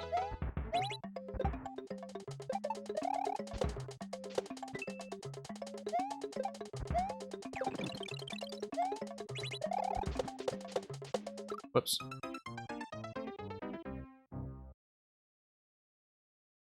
I think I know how that obstacle works. I would like to get past it. At least once. If I can't, I can't.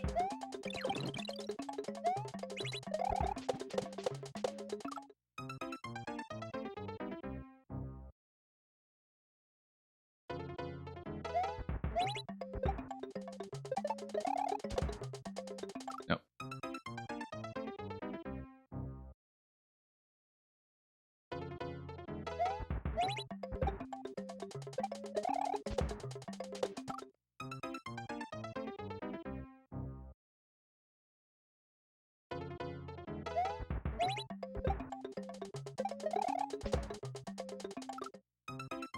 Okay, I think it's starting to slip away from me a little bit.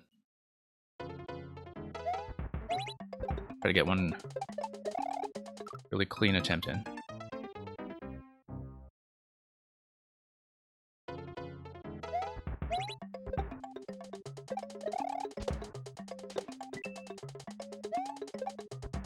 Whoops.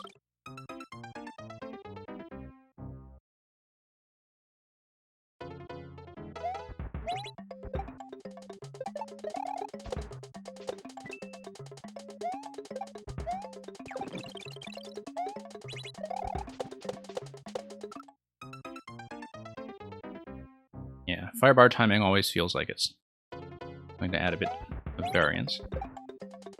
But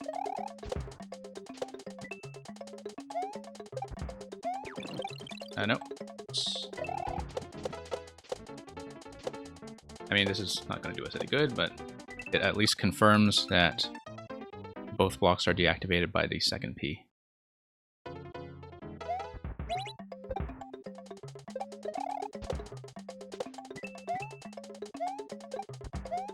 No.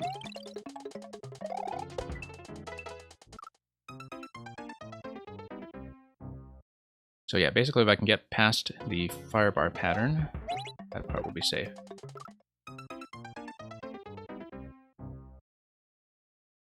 I don't think I'll progress past that though. Like, I'll try to understand how to get that second on-off triggered safely.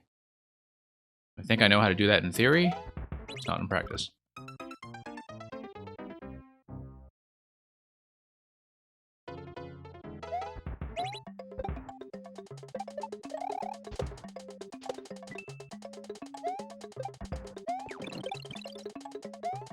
No. Bumped that with my head.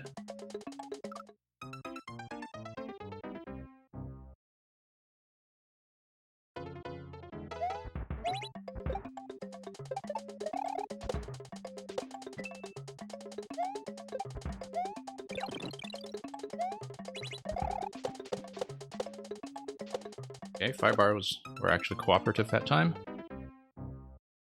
My positioning was not.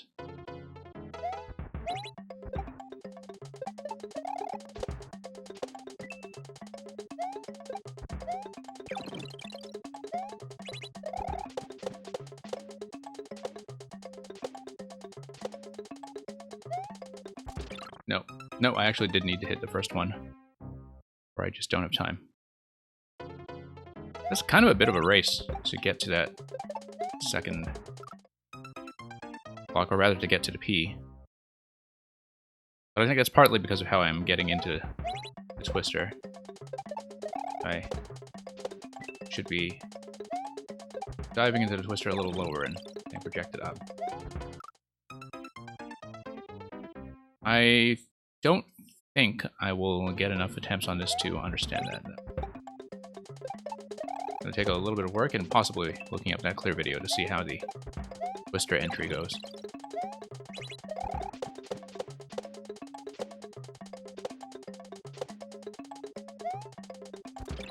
Yeah. That second bob is a problem. So, at this point, I think I will call it. Thank you for sending that to me anyhow. We, of course, didn't manage to see the first half of it, and I will probably at least try to practice on the original Tango one, and maybe come back to this on a separate stream and kind of give it a proper look.